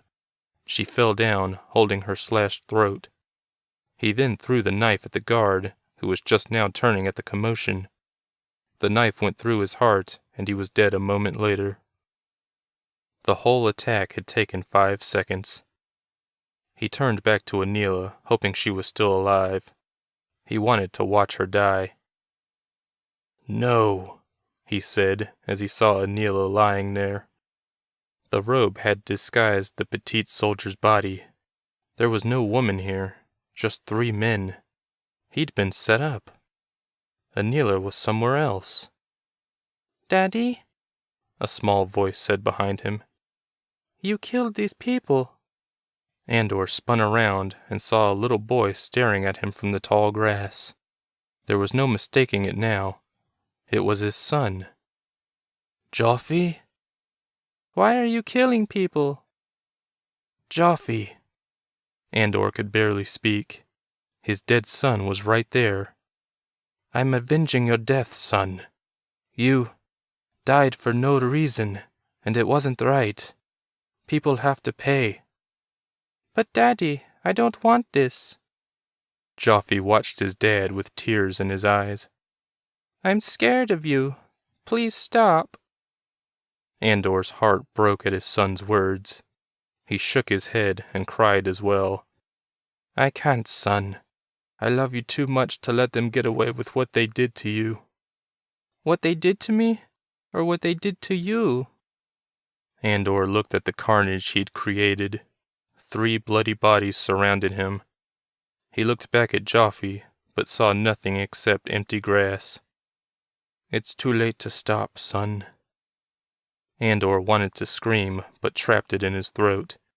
He retrieved the knife from the soldier's chest and ran to the boat. He feared he was going insane, seeing his dead son. Chapter 10. Astrid appeared on the wrong cloud and looked around frantically. She'd tried teleporting straight to the home cloud from the island, but miscalculated. At least she'd managed to leave the island. That was progress. She concentrated and appeared on her father's cloud, though when she got there, she knew something was wrong. The cloud was yellow and sickly looking, if a cloud could be called so. It looked worse than before. She raced into the castle and called for her father and Josh. She teleported to the tower where she'd left them and found her father on the floor, with Josh cradling his head. Josh looked up at her with tears in his eyes. He doesn't have much time left. It's all my fault. She ran over to them. Her father's face was dry and cracked, his beard falling from his face. Dear sweet Astrid, I'm glad I got to see you one last time. I feared I wouldn't. She took his hand. Dad, I'm here. You'll be okay. He chuckled. That's kind of you, but I'm afraid my time is near. Before I go into the Nexus, I must tell you something. You must take over as the nature demon. What about Josh? He is not a proper nature demon. He was reborn, but not the way he should have been. He pointed to a drawer across the room. Inside you will find a rune. You must take this rune as you pass through the core of the earth. Once on the other side, you will be reborn as a proper nature demon and will be able to take my place. He looked at Josh. You must unlink Josh from the realm, or you will surely be leeched the same as me. How do we unlink me? Josh asked. I do not know, but you must find out soon.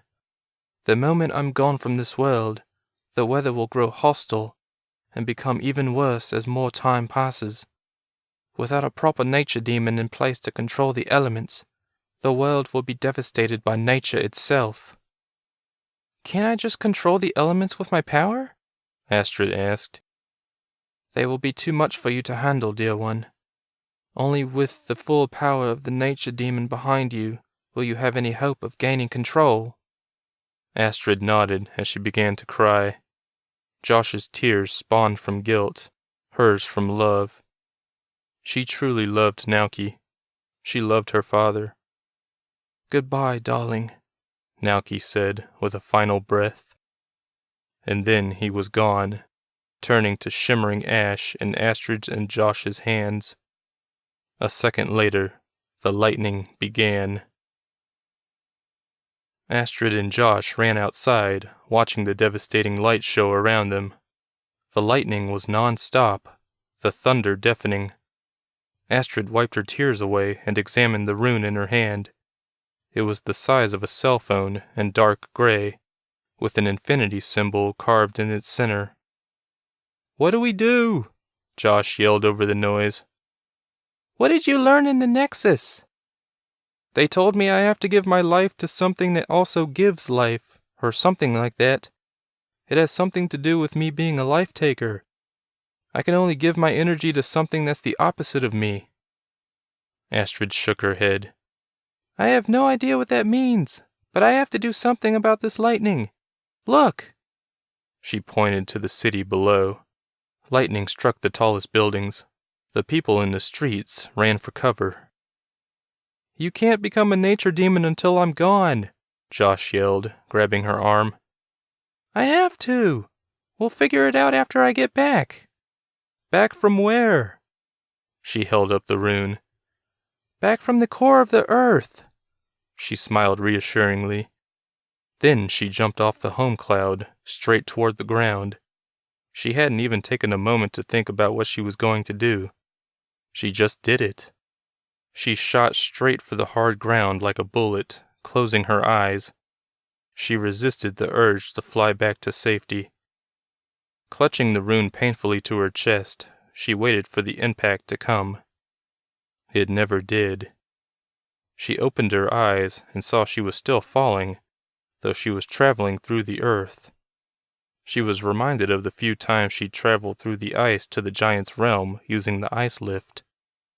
Astrid continued onward, soon passing crystals and fire. She didn't feel the heat, but she knew she would never forget what she saw when she reached the core. The sight was magnificent. Soon she was past it and traveling back toward the surface, feet first. She kept looking up, toward the glowing core. She almost wished she could have stayed there for a while. The rune was warm in her hands. She looked at it and saw the infinity symbol glowing bright. She assumed that was a good sign. Some time later she shot out of the ground and reoriented herself, floating in midair. She didn't take the time to figure out where she was. She figured she was on the other side of the world, but instead flew up into the chaotic clouds. With her newfound power, she waved her hands and quieted the lightning. The storm died down a little, the lightning becoming bottled up power waiting to explode. Astrid felt weak. Some of her control slipped, but she managed to hold on. Josh had begun to leech off her. Chapter 11. Anila approached the glowing green light that was the heart of the island. She wished she could find some way to get closer to it, but she saw nothing in the cavern of green and purple crystals that would help. Make way! A voice called from the tunnel on the other side of the cavern. The Hexel slithered through with Victor on top. He pulled on the reins and looked around. Anila? Over here, she waved from the bottom of the path, separating herself from the chest-high crystals. Victor steered the giant weed toward her. There are strange happenings on the surface, my dear. We have to talk. Tell me. But first, get me closer to the green light. Certainly. The Hexel lowered its head, and Victor helped Anila climb aboard. Then they lifted a few dozen feet into the air. What's happening? She asked the dwarf. He sighed. I just saw a few more of the walking dead. They stood right in front of me, and they looked as real as you do. Anila didn't know what to say to that. She stared at him, her eyes wide. The glow from Rapatha warmed her. But with this news, she nearly forgot why she'd come here in the first place. How is this possible? Champagne said it was because of what's happening to the island. The dead are rising and migrating to the people who meant the most to them in life. He speaks the truth, Rapatha said. Anila looked to the light. Now that she was closer, she could see the form of a woman, but only barely. How did this happen? She asked Rapatha. Magic made me what I am. Perhaps only magic can heal me. Victor stared at Anila, and she could tell he was uncomfortable with the conversation. He nodded. Perhaps Rockney would know. He was our resident wizard. Anila shook her head. Rockney's dead. Oh no. Victor nodded. He may be walking around as well, I'm afraid. I looked for him on the way here. Anila's heart raced. Who did he love the most on the island? I have no idea. I may have an answer to that, Rapatha said. Anila heard a smile in her voice. I knew Rockne before I became what I am today. You mean you used to be something else? Anila asked. She glanced at Victor, who kept his mouth shut and waited.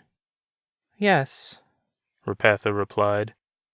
I used to be a nature demon. Do you know what that is? Yes, I have a friend who's a nature demon. His name is Nauki. He's Rockne's brother. I know of Nauki. Rockne and I were kindred spirits, cast out by our families. I didn't want to be a nature demon. I ran away from my realm, not realizing by doing so that I put into motion the extinction of my race. I broke the link of magic when I left the realm. I was the first, and last, to do so. Rockne told me much later that he and his family had been asked to take over as nature demons, because my family was dying out. I'm so sorry, Anila said. I can't imagine how you must have felt learning that. I lost my father because of Rockne. Rockne is responsible for a lot of terrible things, though he used to have a heart. He turned you into this island? Anila asked. She remembered the story her father had told her long ago. Apparently it was true. She hadn't believed it until now. No, it was someone else. Rockne loved me, but not as much as he loved his plan for revenge against his father and brother. I didn't support his war, and I ran away from him the way I ran away from my home. His hatred frightened me. Everywhere I ran, he found me. I went to a man I was told could hide me by using powerful magic. He told me he could cast a spell that would ensure Rockne would never find me again.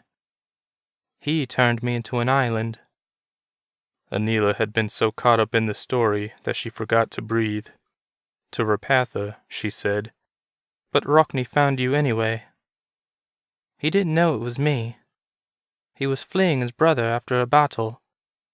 But he was drawn to me somehow. Dargo hid the island with his magic, but Rockne saw right through it. I think it was because of our connection. I hear and see most on the island. I watched Rockne for 100 years, plotting and manipulating. But I could do nothing without revealing myself. I called on the waves to surround me in hopes that I could wash him away forever. Anila grinned. So, you're the one we can thank for the waves. Before Dargo found me, I was able to drift around and pick up animals from other lands. You were like a ship, Anila reasoned. Dargo's spells locked me in place. I contemplated letting him know I was here, but I was too afraid of revealing myself. And then Rockne showed up. Rapatha paused for a moment. If he were alive, he might be able to heal me with his magic. Dargo! Anila suddenly shouted. If the dead are rising, he might be among them, won't he? Can you find him? Victor asked Rapatha. You said you see and hear most around the island. Yes, I know where he is. Where? Anila asked. Where you buried him. Good. The last thing we want is for him to return. He was a wizard too, after all, but I doubt he would help us if he woke up. I promise, Rapatha, we will help you. I know you will, Queen Anila, the gentle spirit said. Chapter 12. Astrid returned to the castle, which she now realized belonged to her. She couldn't believe she was an official nature demon. Thinking of that simple truth reminded her that her father was dead and gone. She walked slowly through the doors, feeling the effects of Josh's power, and knowing he would be devastated when he found out what he was doing to her. Josh? Her voice echoed through the long hallways. The wind whistled through the open windows throughout the castle. Calming the weather had taken a lot out of her, and she valued the lessons her father had taught. If he hadn't done so, there was no telling what the world would look like after the devastating storms. She felt a rumble in her head, and knew it had something to do with the weather, though not any weather near her. Those clouds were still calm, so this had to be in some other part of the world. "Josh?" she called again. He appeared at the end of the hall directly in front of her, leaning against the wall. "You seem different," he said quietly. "I'm a nature demon now. I went through the change." His eyes grew wide. "Oh no, am I hurting you?" Astrid tried to hide her discomfort. "Only a little, but I'm fine. I have to get out of here. Maybe if I go back to Dargo Island or something." Astrid could tell he was desperately grasping at ideas, whether they made sense or not. She didn't blame him. "We can try," she said. He stumbled over to her, and she took his arm to help him outside. He was still weak from the trip to the Nexus. The large cloud that made up the front yard seemed less solid than usual, and Astrid wondered if they would fall straight through. She looked down and saw the island below them. "Ready?" she asked Josh. He nodded, too tired to speak. They fell off the edge of the cloud. They floated over the landscape, and Josh was startled by the amount of snow covering the island. He had never seen this much snow on Dargo Island before, besides the valley above the giant's kingdom. Josh and Astrid couldn't touch the ground now that they were nature demons. Josh didn't understand the logic behind that, but they could still interact with regular people. "We'll find Mom and Victor," Astrid said. "Maybe one of them will let you possess them for a little while." Josh nodded again. He felt very sleepy, and by the sound of her voice, Astrid wasn't doing too well either. They were passing the cemetery when Josh noticed someone inside his mausoleum at the top of a hill. The familiar figure stole the very little breath he had left. "Astrid, look!" He pointed. When Astrid saw it, she noticeably gasped. Anila rode her Bethel up the snow-covered hill, her guards surrounding her. Victor rode his Hexel a few feet ahead of the group, gliding over cracks in the ground that hadn't been there before. Anila glanced around the island, taking note of Rapatha's deteriorating health. Rapatha. Anila still couldn't believe the island was alive, despite the fact she'd seen proof. And then there was Andor. All these problems felt like a physical weight upon Anila, but she couldn't give up. She wouldn't fail her people or her home. "Queen Anila," Victor called from ahead, pointing toward the cemetery. Anila wasn't sure what to make of what she saw. There were two floating figures, and they appeared to be talking to someone inside Josh's mausoleum. "What am I seeing?" Reese asked Anila, leaning in from his Bethel. "I think it's Josh and Astrid, hovering a few feet off the ground and talking to a zombie." Andor walked down the hill of the neighborhood that once housed Rockney and his band of strange creatures. Rockney once had the community guarded by humans, as if the residents were more special than the other islanders. Andor had always hated this neighborhood, and he took joy in walking among the once restricted mini-mansions. After Rockney's death, the community became open to all, but no one had ever come near the intimidating homes. They'd grown too used to staying away.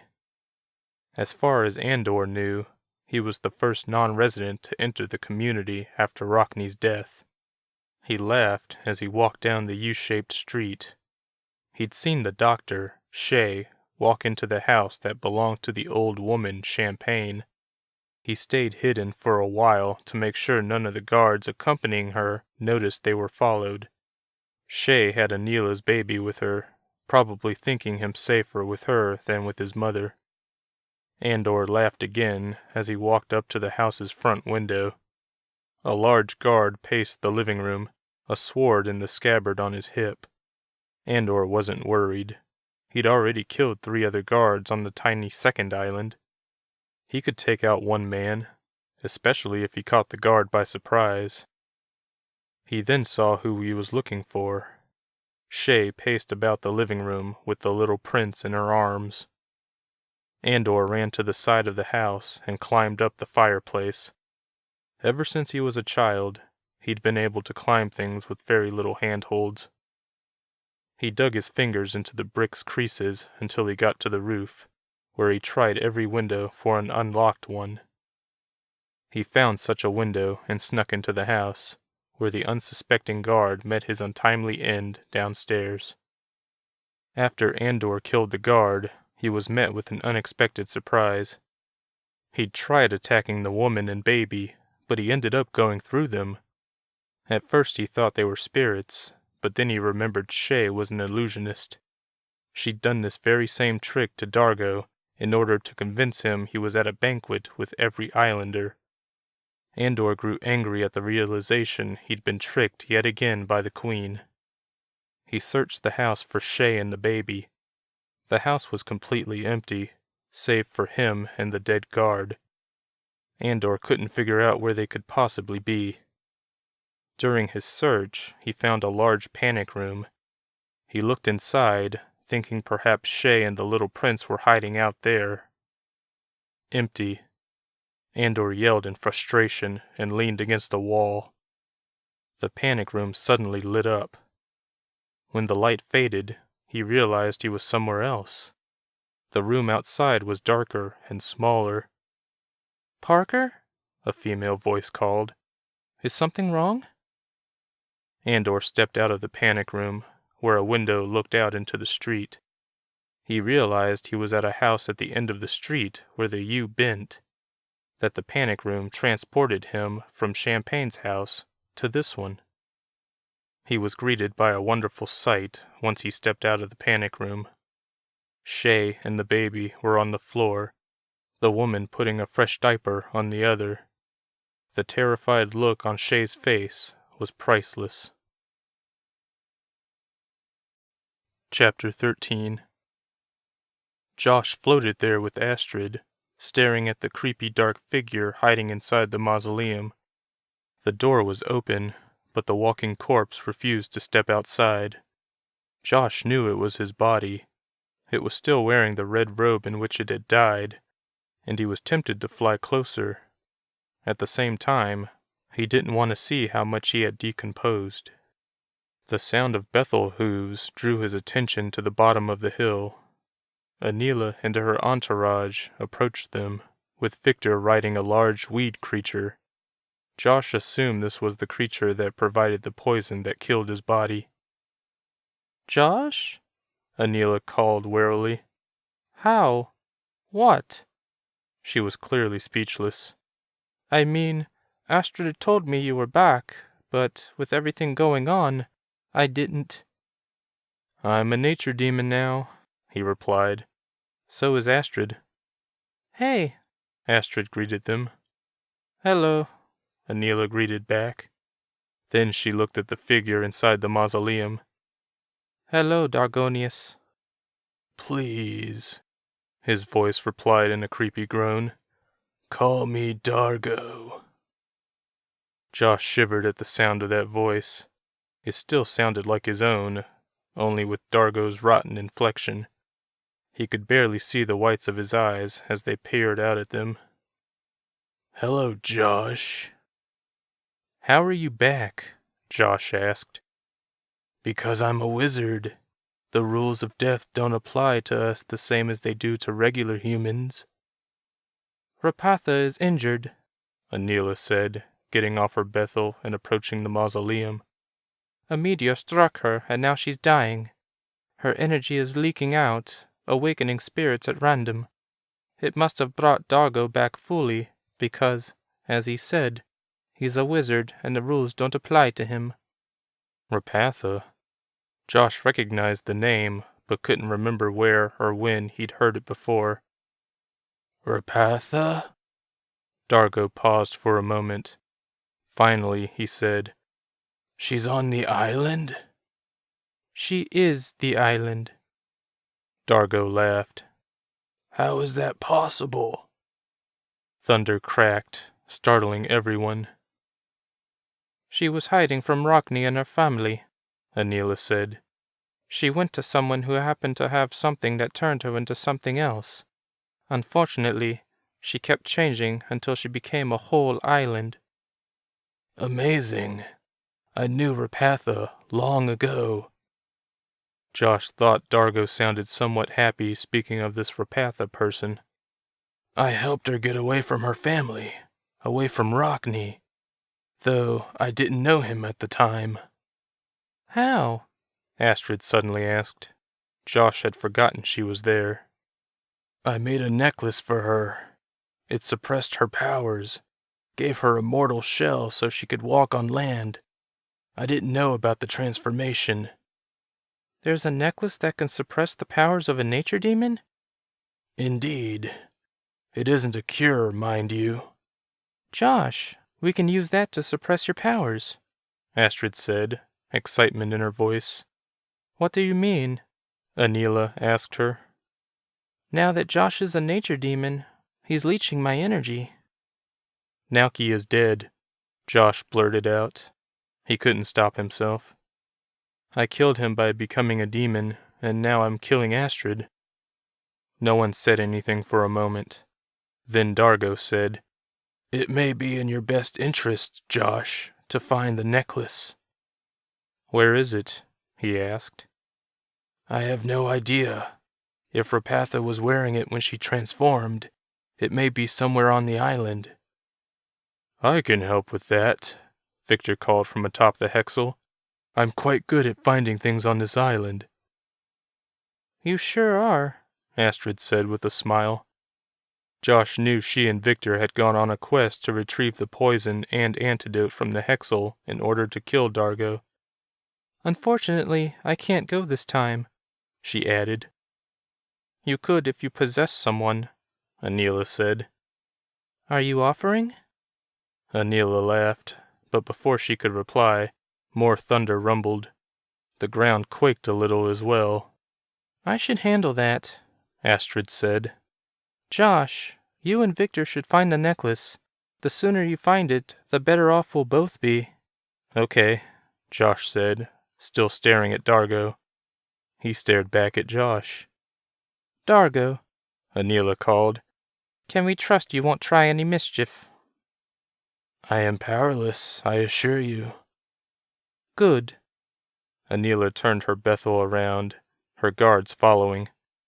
"We should return to Rapatha. Dargo, do you know of any way to help her?" "She needs to be healed." "Duh." Josh laughed at the Queen's use of that word. He'd taught her that. "How do we heal her?" "I don't know. I would suggest giving her some kind of energy. I won't know unless I see her." Anila appeared uncomfortable with that suggestion. "If you behave, we will take you with us." "I will behave, I promise." To Victor, Anila said, "Can he ride with you?" "I suppose," the dwarf replied reluctantly. "I have to handle the weather," Astrid said. "Can someone take Josh? He can't touch the ground until he gets that necklace." "Why is that?" Josh asked. "I mean, nature includes the earth, right?" "We'll discuss this later," Anila yelled. "We have very little time." "He can possess me," Reese said. Josh was grateful to Anila's husband. Astrid guided him toward the large man. He and Reese stared at each other, and Reese smiled. Josh leaned forward until their foreheads touched. Josh felt like he was walking through a waterfall. A moment later, he was staring out from atop a Bethel. He looked at Anila, who looked back at him. "Josh?" she asked. "Yes," he replied with Reese's voice. He then looked back to the mausoleum, where Dargo emerged and walked toward Victor and the hexel. Josh could have gone the rest of his life without seeing his corpse shambling across the cemetery. His face had rotted a bit, and he looked like a walking skeleton. If Josh survived his predicament, he would have nightmares for the rest of his existence. Chapter 14. Josh didn't know what he was looking at when he entered the cavern. There were green and purple crystals everywhere, reminding him of some crazy garden.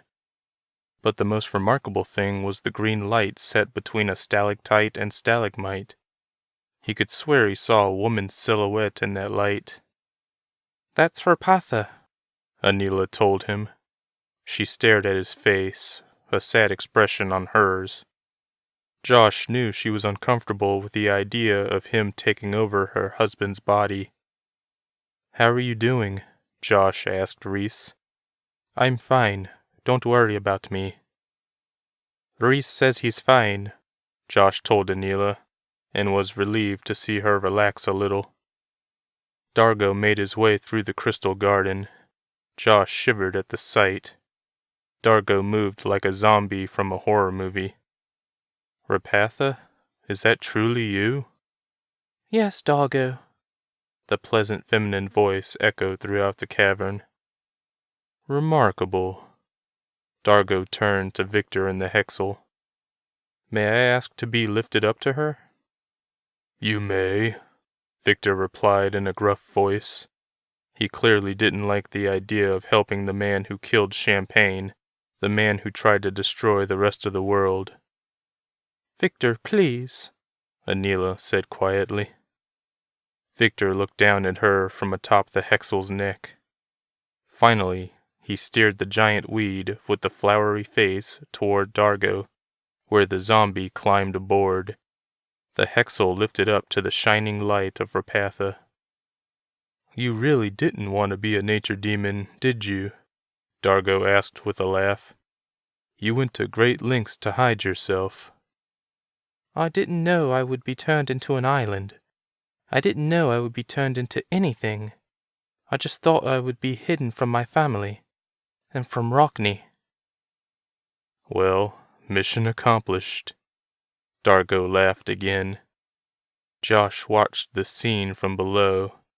As much as he hated Dargo, watching the conversation made him feel better than he had in a while. At least someone was happy. "We must heal you," Dargo told Rapatha.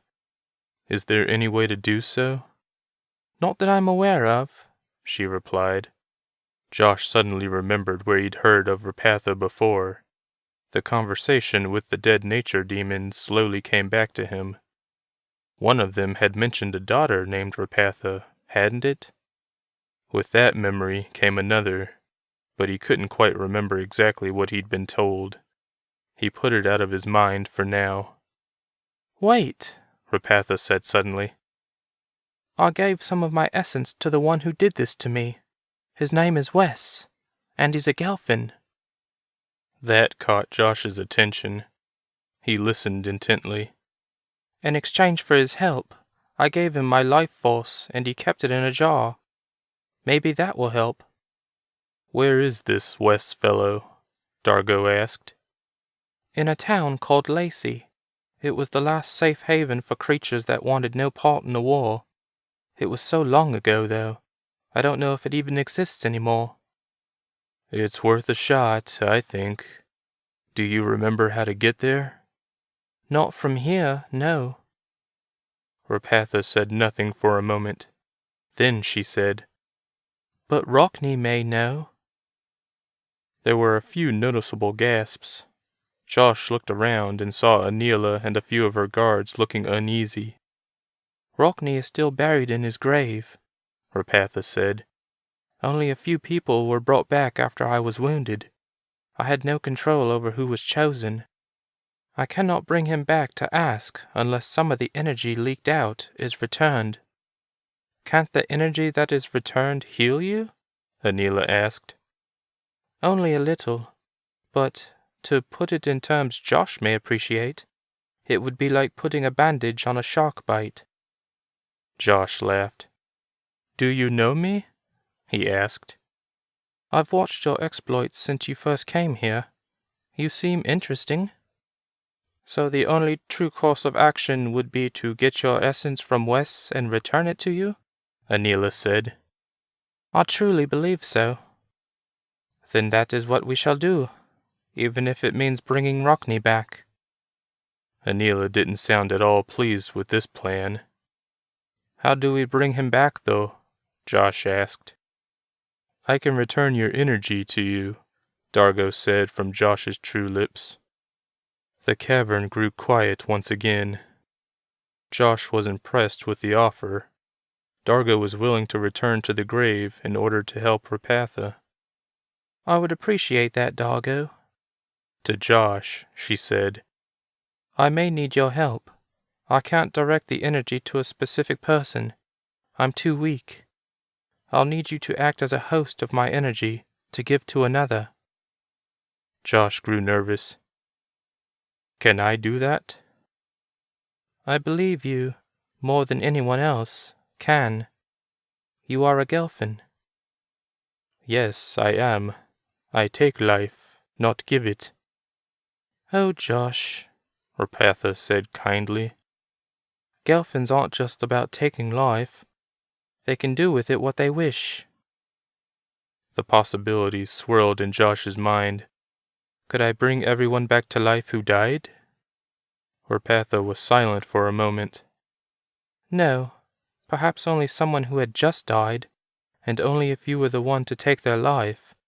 In this situation, you would only be the middleman. You would be putting my energy into the deceased, and in this case, it would only work for a wizard. They are the only ones who can come back to their bodies. Josh nodded sadly.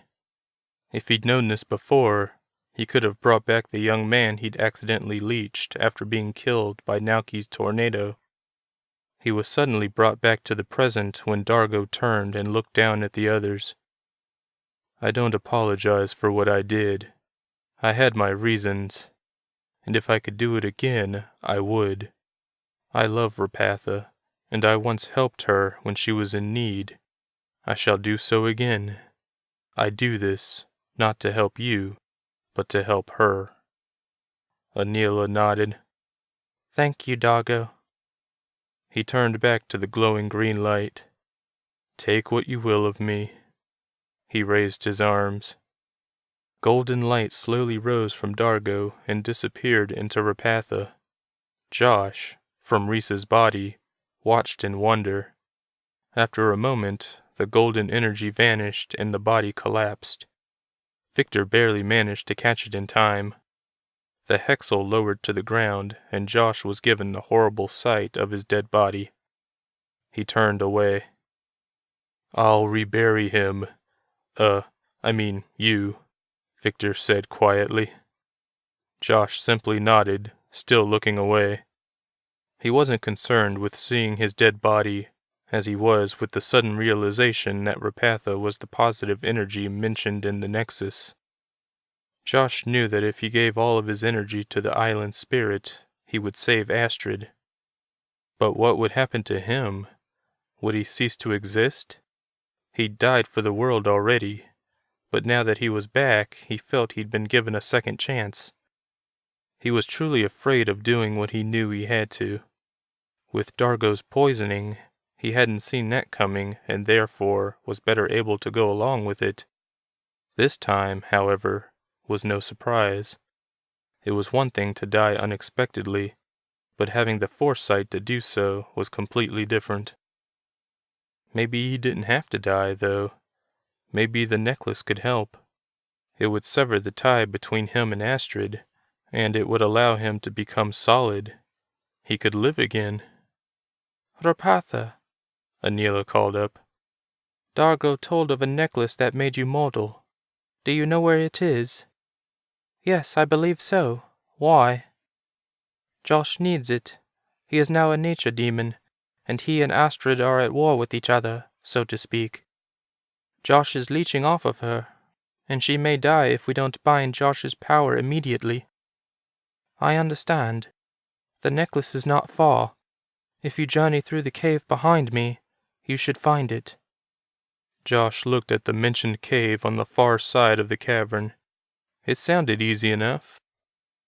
I should warn you, Rapatha said next. There is a race of creatures that treasures the necklace, and they may not give it up easily. What kind of creatures? Anila asked. I know of no race other than the giants that live below ground. They are fairies. I encountered them early in my transformation. They are like lice, and I've never liked them. Fine, Anila said with a sigh.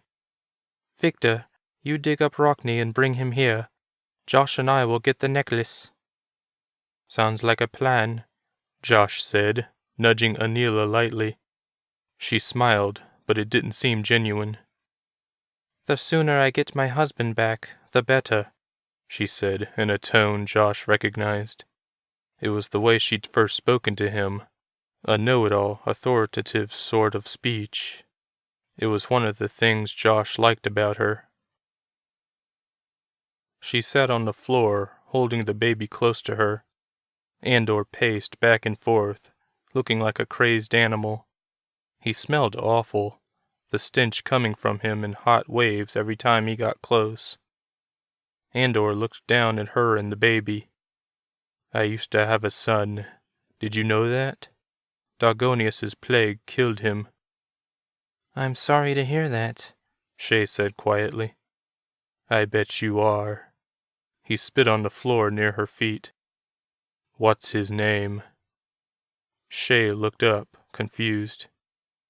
Whose? The little prince you're holding. I know that's Anila's baby. His name is Maximus. Adorable. Ask me what my son's name was. She didn't. Ask me, he yelled, startling her. Maximus started to fuss in her arms. What was your son's name? Joffy. He was only 6 years old. A dead silence filled the dark room. Shay still couldn't believe he'd found her.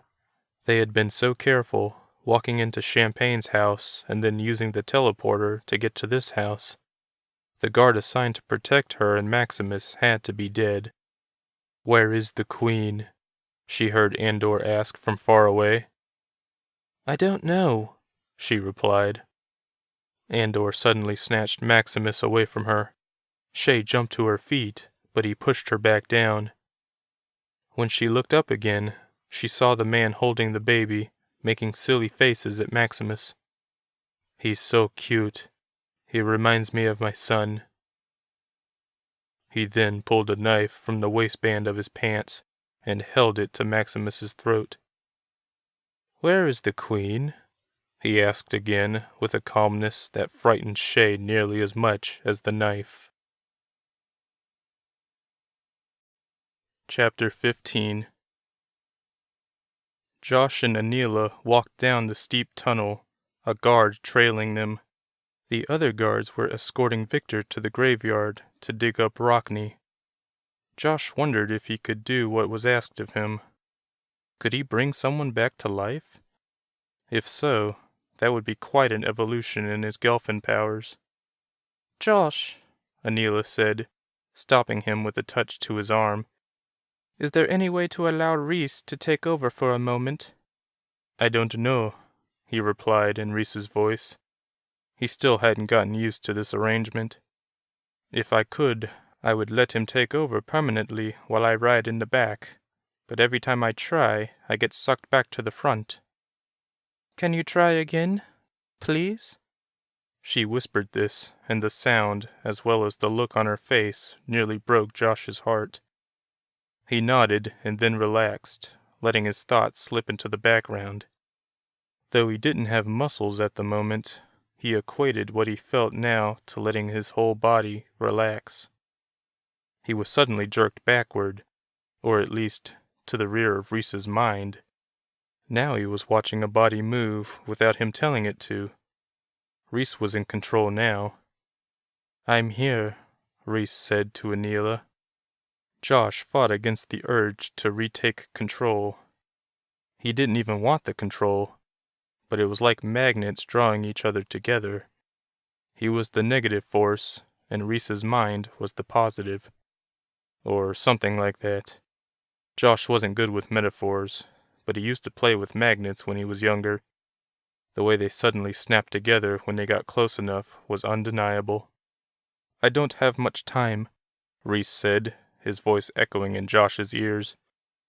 "Before I go, I want to tell you I love you and our son. We'll save Rapatha and live happily ever after." Anila nodded, taking his face in her hands. "I know." She kissed him. Josh felt himself blushing. Though she was kissing Rhys, Josh could feel her lips on his own as well. He felt the love Rhys had for his wife, as if the feelings were Josh's. He felt bad for invading on their moment, even though he couldn't help it. This was something Josh would never have. He was dead and could never come back. The uncertainty the rest of his existence held scared him more than anything at that moment. Josh was suddenly pulled forward, to the front of Rhys's mind. Rhys gasped, and Josh got a brief glimpse of horror on Anila's face as he regained control of the body. "Sorry," he said to her. Her look of horror slowly turned into one of resignation. "Let's get this over with. The sooner you get out of my husband, the better." The trio continued down the tunnel, which slowly grew colder the farther they walked. Victor rode the lift up to the ice pond in the valley, where a circle of guards formed a ring of protection. There was a gap in the circle, however. "Is someone missing?" he asked the nearest guard. "We thought we heard a noise on the trail," one said, turning his blue and yellow face toward him. "One went to check it out." He pointed to the lone trail that led into the valley. "Is that so?" Victor asked as he rode the Hexel toward the trail. Before he got halfway there, a figure appeared. His face, too, was painted blue and yellow. "Did you see anything?" the dwarf asked the returning guard. "No, sir. It's all clear." "Good. I'll be back soon." Victor rode the Hexel up the trail and out of the valley, wondering why the guard hadn't looked him in the eye when reporting the good news. "We must be near the ice wall," Josh said after nearly 20 minutes of walking. He remembered the large wall on the far side of the giant's kingdom. "We are," Anila confirmed. They continued down the tunnel, which appeared to have gold dust floating in it. The end of the tunnel looked tiny, and Josh felt like he was walking down a funnel. "Is it my imagination?" he said. "Or are we getting smaller?" "What do you mean?" Anila asked. "I mean, it feels like we're getting smaller.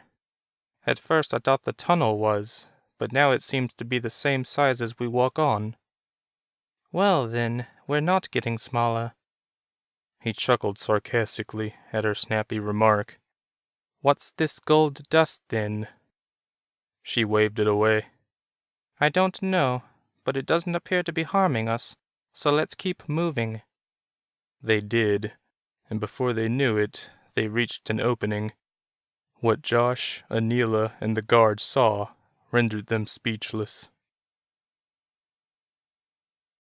Chapter 16.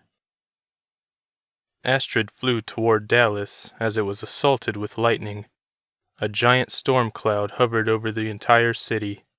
She saw a few cars explode after being struck, saw people fleeing the streets for safety. No one would notice her flying above. Even if they did, Astrid didn't care. She was still weak from what Josh was inadvertently doing to her. She feared she wouldn't be able to calm this storm in her condition. But she had to try. She flew above the storm clouds. It was slightly calmer up here, but she could still hear the thunder below. She tried to calm her mind as she waved her hands around in circles, the way her father taught her. Naoki had been a good teacher, and though she missed him terribly, she tried not to think about him at the moment. She had work to do. Josh, Anila, and her guard stood on a rock bridge that spanned across a large cavern overlooking a pool of golden light. It was so blindingly bright that Josh couldn't tell what exactly was down there. He guessed it was the fairies, but he couldn't guess how many there were. "It's beautiful," Anila said quietly. "I agree," Josh said. A bob of light lifted from the pool and floated before them. It was man-sized, which Josh thought was weird. When he thought of fairies, he pictured tiny creatures the size of a pencil. "Who are you, and what are you doing here?" the light asked. Anila, who had placed a hand before her face to block the light, said, "I am Anila, queen of this island. I have come to speak with you about an urgent matter." The fairy dimmed slightly, making it easier to see. The fairy was male, with short blonde hair and a very slim body. He looked like a child. His wings flapped so quickly they were barely visible. "What matter?" he asked. "This island is alive and very badly injured. We were told you have in your possession a necklace that can help a friend of ours." The fairy chuckled. "I don't see how a necklace can help an island." "No," Anila sighed in frustration. "The necklace is for another friend. The island, however, told us about the necklace. It used to belong to her. Do you have it?" The fairy crossed his arms. "Maybe. I don't see why we should give it to you, though. I do not know this friend of yours." "It's for me," Josh spoke up. "I am a nature demon." The fairy gasped and backed away. "Nature demons cannot walk on land." "I know that. I am possessing this guy. My other friend is the true nature demon, and I am sucking her power away by also being one. I need the necklace to suppress my power. What's your name?" The fairy relaxed a little. "Charles." "Charles?" Josh said skeptically. What kind of name was that for a fairy? He wasn't about to ask. "Please help us. Astrid, the nature demon, is my best friend. I don't want to hurt her anymore. If she dies, then the whole world might be destroyed by the weather. Do you want to be responsible for that?" "Aren't you a nature demon too? If this Astrid dies, can't you just take over?" "No, I don't know how to control the weather. Please." Charles stared at Josh for what felt like 10 seconds before nodding and diving back into the pool of light. He returned a moment later with something in his hands. "Here," he said, handing it to Anila. Josh studied it. The chain was nearly as golden as the pool below, and there was a large green gem the size of an egg. "Thank you," Josh said. "What do we do now?" Anila asked him. "I guess I can leave Reese." Josh relaxed once again, closed his eyes, and imagined himself leaning forward. It felt like falling. When he opened his eyes, he was floating next to Anila and Reese. "May I?" Anila asked, lifting the necklace toward him. Josh tilted his head forward so she could place it around his neck. He imagined the chain going through him, as if it were a ghost, but it made contact with his skin. A second later, he dropped to the ground with a jarring thud. "Ow," he said jokingly. Anila and Reese laughed. The guard behind them made a choked sound that didn't sound like a laugh. Everyone turned to him and saw blood spilling from his mouth. His eyes were wide open. He dropped to the ground, and the group saw another guard standing behind him with a knife in his hand. He tilted his head upward so everyone could see his blue and yellow face, and said, "Hello, Queen Anila. I hear you've been looking for me." "Indeed I have, Andor." Astrid gasped with renewed energy. Something just happened to make her feel better. She smiled as the elements better responded to her commands. "Thank you, Josh," she said. He must have found the necklace. She continued calming the lightning until all that was left was the sound of panic in the streets.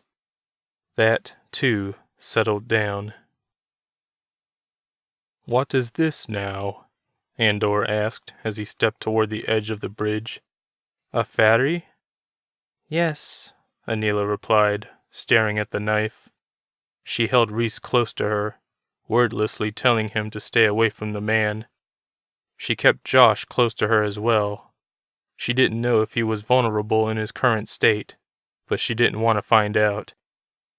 "I thought fairies were tiny," Andor said. "We are," Charles replied. "We cast a spell upon the entrance to shrink intruders to our size." "Told you so," Josh whispered to Anila. She gave him a look that made him look away in shame. "What do you want? You are not welcome here." "I just want the queen, fairy." To Anila, he said, "I've had such a difficult time finding you. You'll come with me, Queen Anila, and no one will get hurt." "Why on earth would I go with you? It's 4 against 1. 3 against 1, Charles said. I want no part of this. I want all of you to leave." "Shut up," Andor yelled at Charles. "And to answer your question, Anila, you'll come with me because I have your son." Anila gasped. "That's not possible. He's well protected." Andor laughed. "I hardly call leaving him with that doctor in that empty house well protected." Anila had been holding out hope that he was bluffing, but he just proved he wasn't. She looked at her companions before saying, "All right, I'll go with you." "No!" Rhys screamed as he lunged at Andor. But Andor was quicker than anyone could have anticipated. He stabbed the charging man in the gut. Anila screamed. Rhys turned to his wife, grasping his belly. "I'm sorry," he said quietly, before falling into the golden pool. "I warned him," Andor shouted. "I warned all of you. Now come with me, Anila, before someone else dies for you." Anila was about to do so when the pool of light suddenly erupted upward in a wave. The fairy spun around the cavern like a tornado. Andor, Josh, and Anila stared in wonder and fear as a loud buzzing sound filled the large space. Josh suddenly kicked the awestruck Andor in the stomach and then pulled Anila toward the exit. They left behind a screaming Andor. Victor and the 2 guards dug into the snow-covered ground with axes and swords, the dwarf wiping sweat from his brow. How could he be so sweaty when it was cold outside? The Hexel waited patiently by the side of the tombstone, watching. "Thanks for your help," Victor said sarcastically. "Isn't it in your nature to dig through the ground?" The Hexel merely stared at him. After 10 minutes, the dwarf reached the coffin. Once he opened it, he smiled down. "Hello, Rockney." Josh and Anila made it back to Rapatha's cavern safely. Josh panted with the effort of running, grateful he could run in the first place. The necklace was working like a charm. He looked at Anila, who was also breathing heavily, but she was also crying. "I'm so sorry," he said to her. "He may still be alive," she replied. "He fell into the pool of light. Maybe that will heal him or something. You know, magic." Josh nodded. He didn't know anything about these fairies, but Anila's hope wasn't too far-fetched. "We can go back for him," he offered. "No, not now. Let's find Victor and Rockney and save Rapatha first. Maybe she'll know where my son is. Rhys would want me to find him first." "Okay." They ran to the front of Rapatha. "Are you all right?" the glowing figure asked them. "I saw a man come through. I couldn't stop him." "We're fine," Anila said. "Well, some of us are." She stopped talking, unable to say more. Then she said, "Do you know where my son Maximus is?" "I'm sorry, I do not. I can't see him anywhere on the island.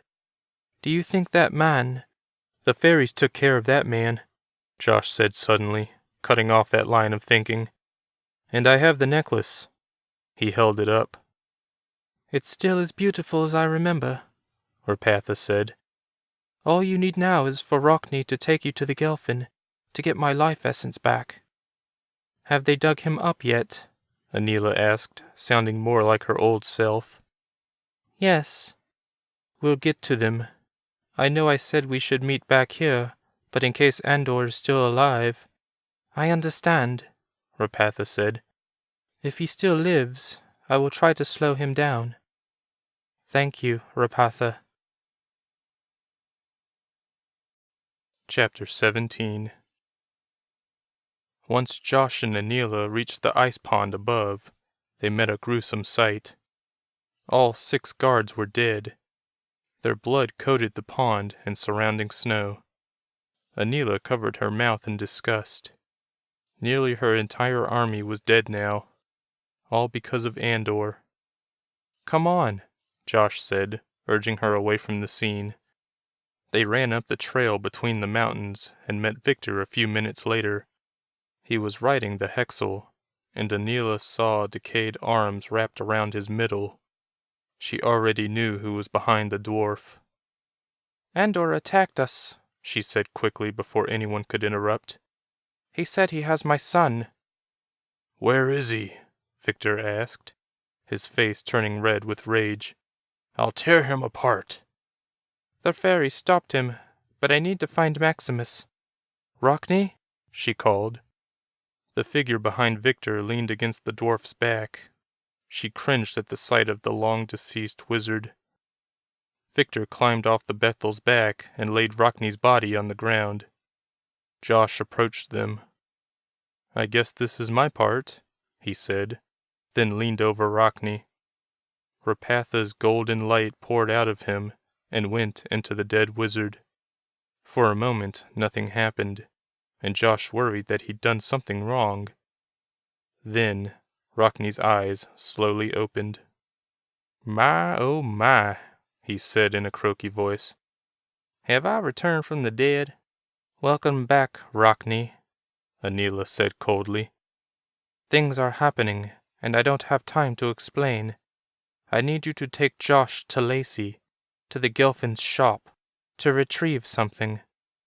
Do you remember where it is?" Rockne, brother of Nauki, smiled up at her.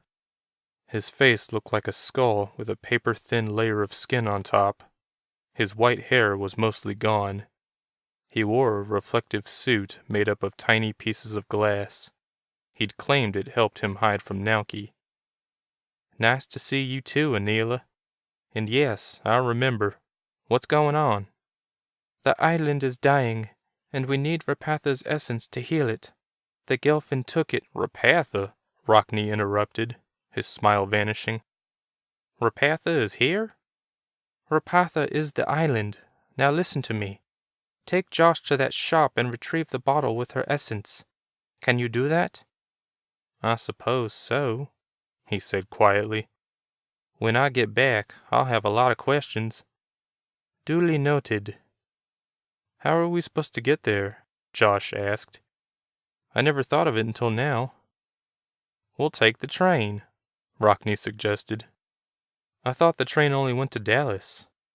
"You forget who built the train, Dr. DeBelko," Rockne said, his smile returning. Anila noticed Josh shiver at the title of doctor.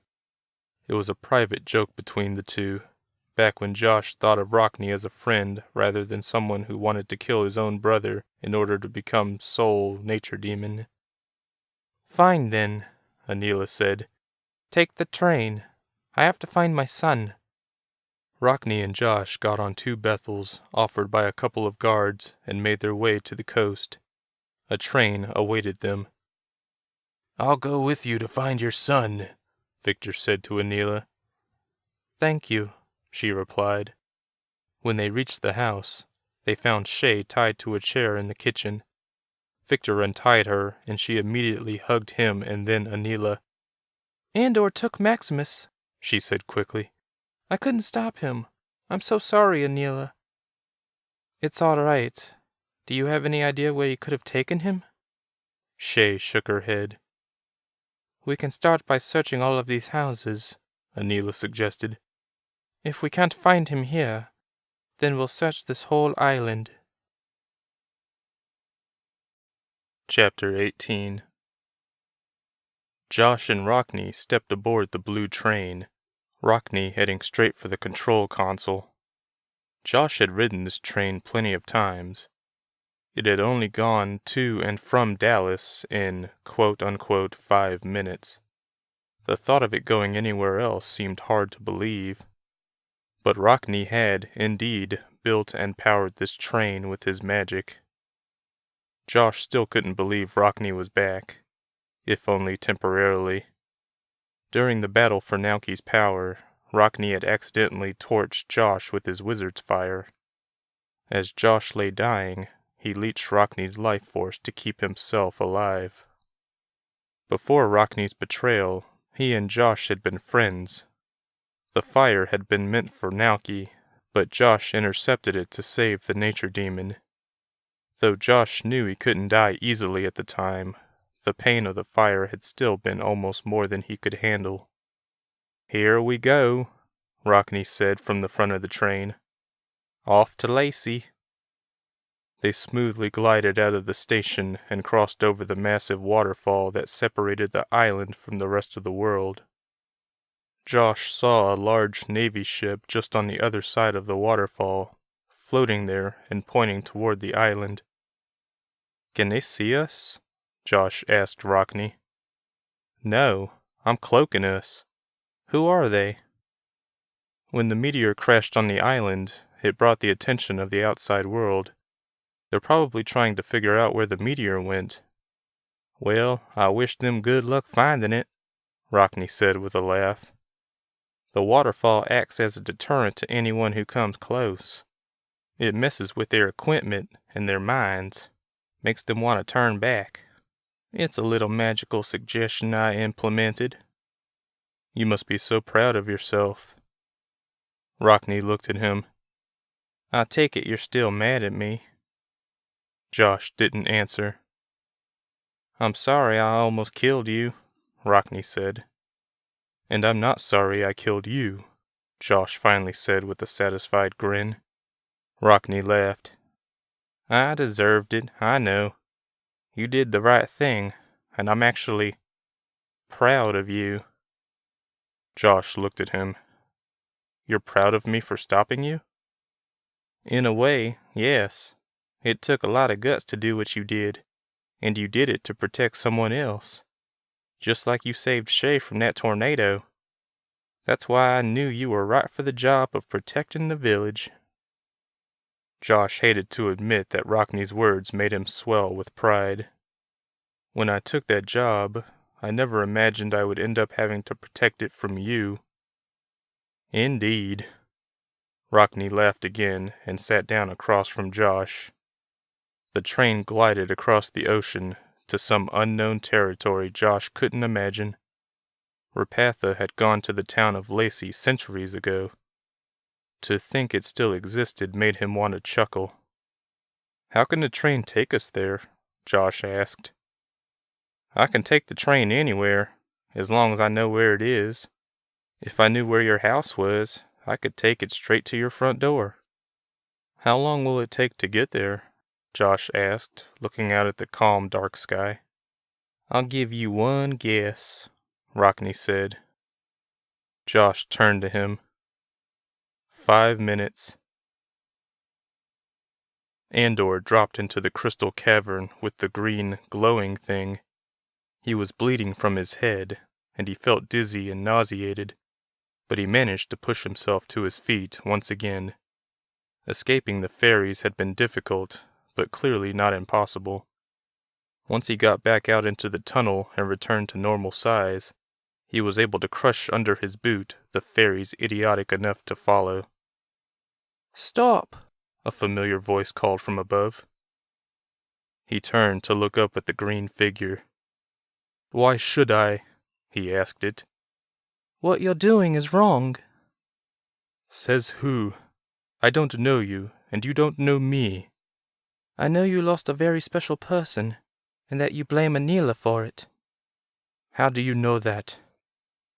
Just then, a small figure stepped out from behind a large purple crystal. It was Jaffe. "Revenge won't bring him back," the green light said. Andor looked up again. "He's back now." "Only his spirit. He can never come back. You do his memory a disservice by killing others." "I never wanted to hurt anyone," he said to Jaffe, tears falling down his cheeks. "Then stop, Daddy," the boy said, his voice echoing throughout the cavern. Andor instantly stopped crying, his face transforming into one of pure hatred. "If you're not real, then I don't have to be haunted by you." "I didn't say he wasn't real," Rapatha replied. "I said he wasn't alive." "Same thing in my book." Andor spit on the ground. "What am I to do? Waste away in some cell while Anila lives happily ever after, and I spend the rest of my days thinking about my son? I think not." He turned, leaving the cavern and his son behind. Chapter 19.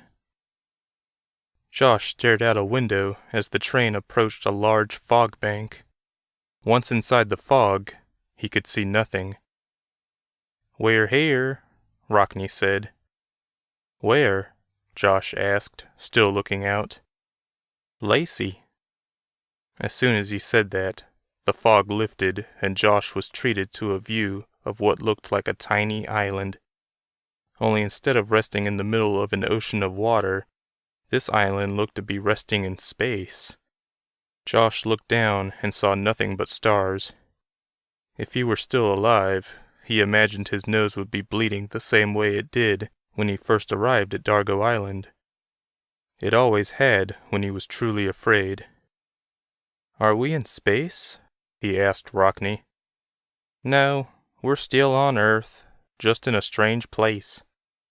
"It's beautiful," Josh whispered.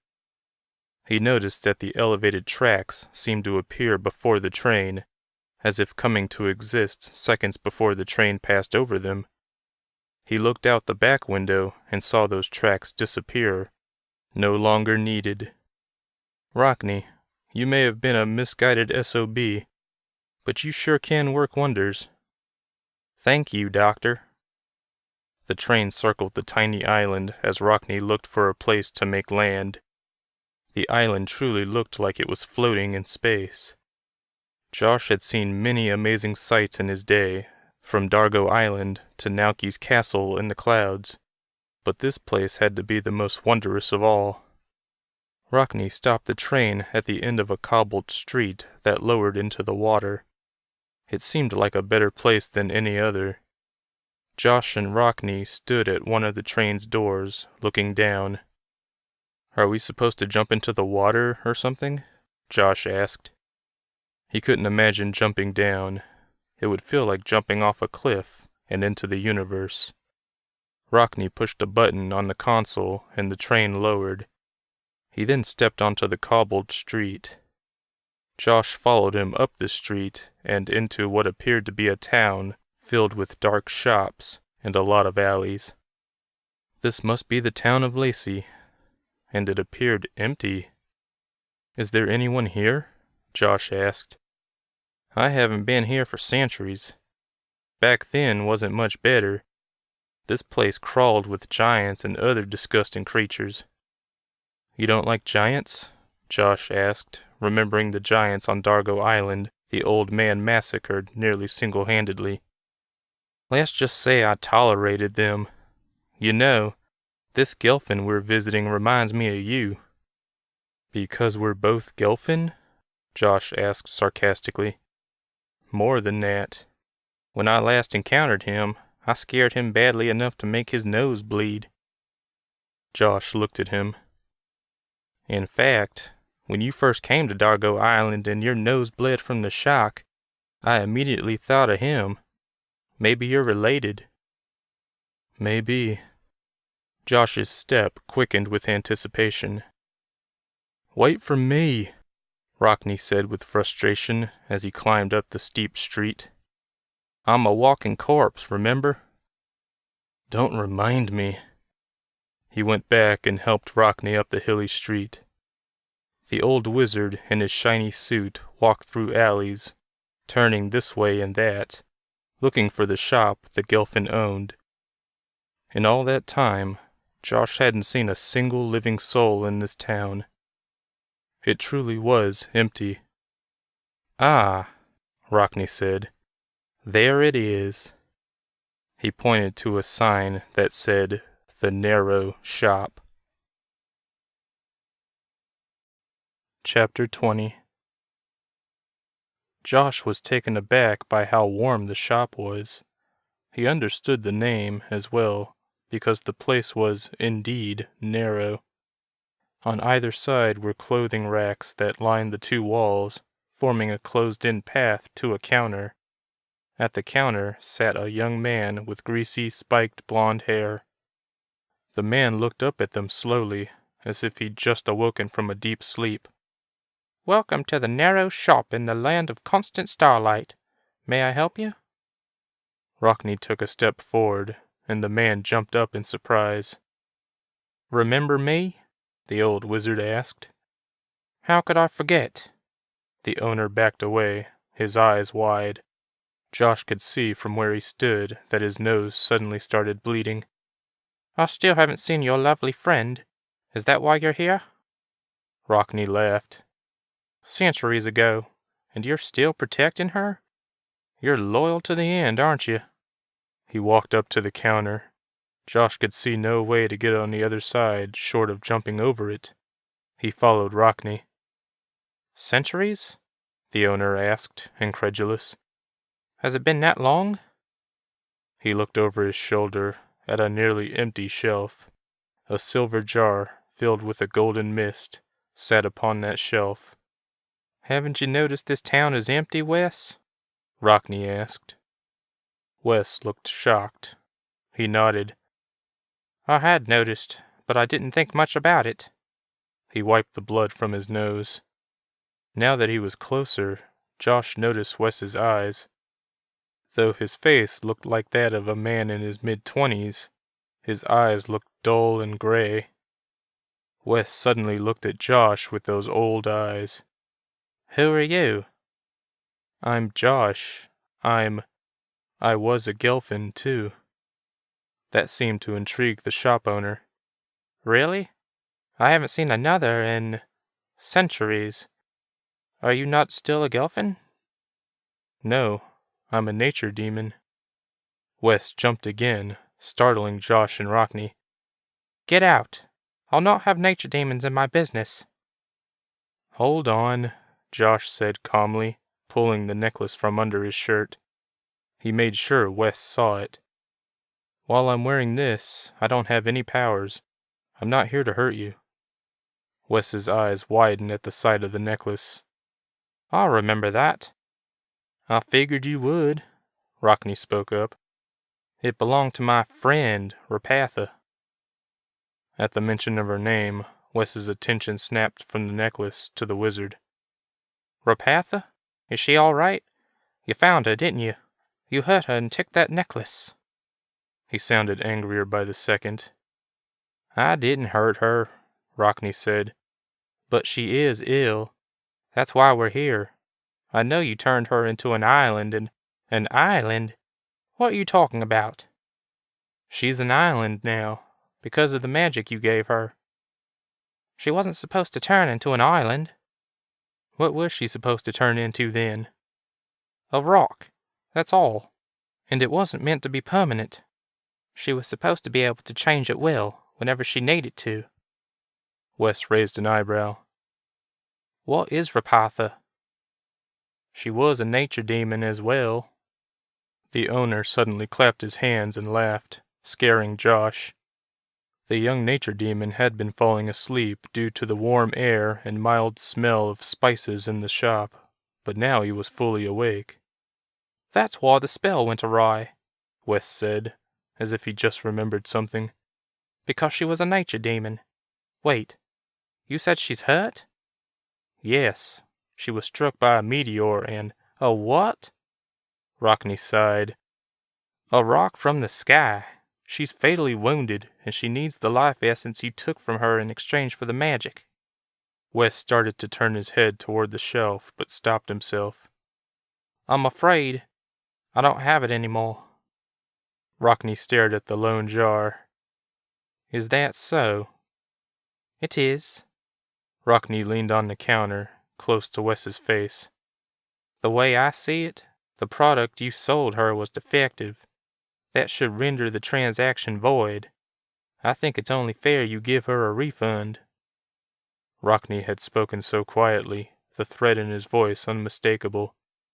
The two men stared at each other for a few silent moments, and Wes's nose started bleeding again. "It's my last jar," he whispered. "After that, I will surely die. Rapatha will surely die as well if she doesn't get it back." Another quiet moment. Josh couldn't stand it anymore. "Why do you want to live any longer?" he asked Wes. "You're alone in a dead city, with nothing to show for it. Is it really worth it?" "How long have you been alive?" the owner asked. 19 years. He left out how he was dead now. It was too complicated to explain. Wes's eyes widened. "That's all?" "It was too long. I killed my twin sister when our mom was still pregnant. I leeched her life away to save my own." "Oh, I'm sorry to hear that." Wes sounded genuine. "Have you harmed any others?" "A few. Almost all of them were accidental."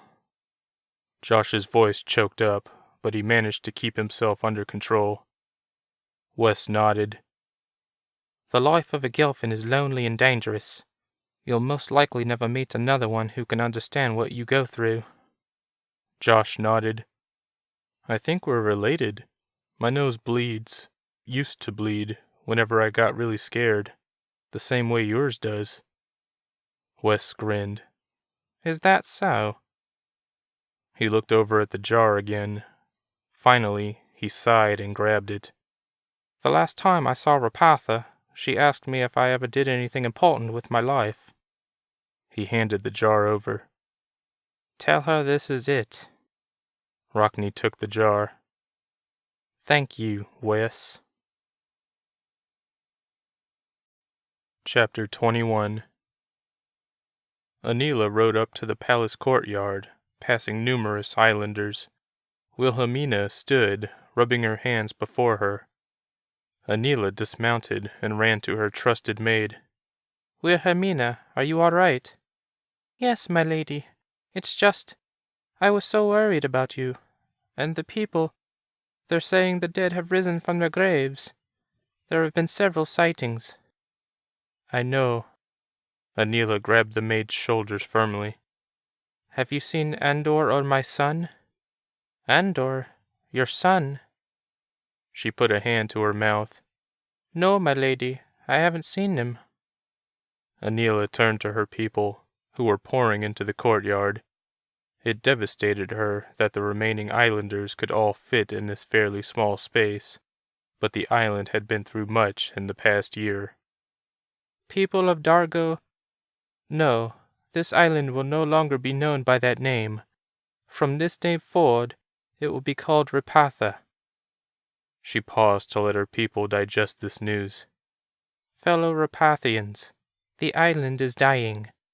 It was wounded when the rock fell from the sky. The island's heart, Rapatha, will soon perish if she is not saved." Right on cue, the island shook violently, knocking a few people off their feet. "What can we do, my lady?" a man asked from the crowd, returning to his feet. "At this time, nothing. Josh and someone else are working to save her. I address you now to give you a choice. Should they fail, the island will be destroyed. If you wish it, you may leave the island." The crowd, consisting of a little over 20 people, gasped. Anila had expected that. "Will you leave, my lady?" An old woman asked. "No, I cannot. My son is missing. Andor has taken him. If anyone has seen them, tell me now." No one spoke. "As I thought," Anila said sadly. "As to the news of the dead rising, it is true. It's a side effect of the damage done to Rapatha. The dead won't harm you. They are just spirits." Her words didn't comfort as well as she'd hoped. "If you choose to stay," a man said, "we will stay too." Anila nodded. "Thank you." "And we will help you find the prince," the old woman said. "I may know where he is," a male voice said from the back of the group. People gasped and backed away, allowing a dark figure to approach Anila. She couldn't quite see his face, but the others seemed afraid of him. She heard a few murmurs of, "He has returned," and "The king lives." That last one made Anila's heart race. She immediately thought of Rhys. She ran toward the crowd, toward her husband. When she reached her people, she came face to face with the figure. She gasped. It was the man from the hill, the one she thought looked familiar. He was still dressed in his green burial robes, his long black hair pulled into a ponytail. His face was painted half blue and half yellow, split right down the middle. "Hello, Anila," the man said. "Hello, father."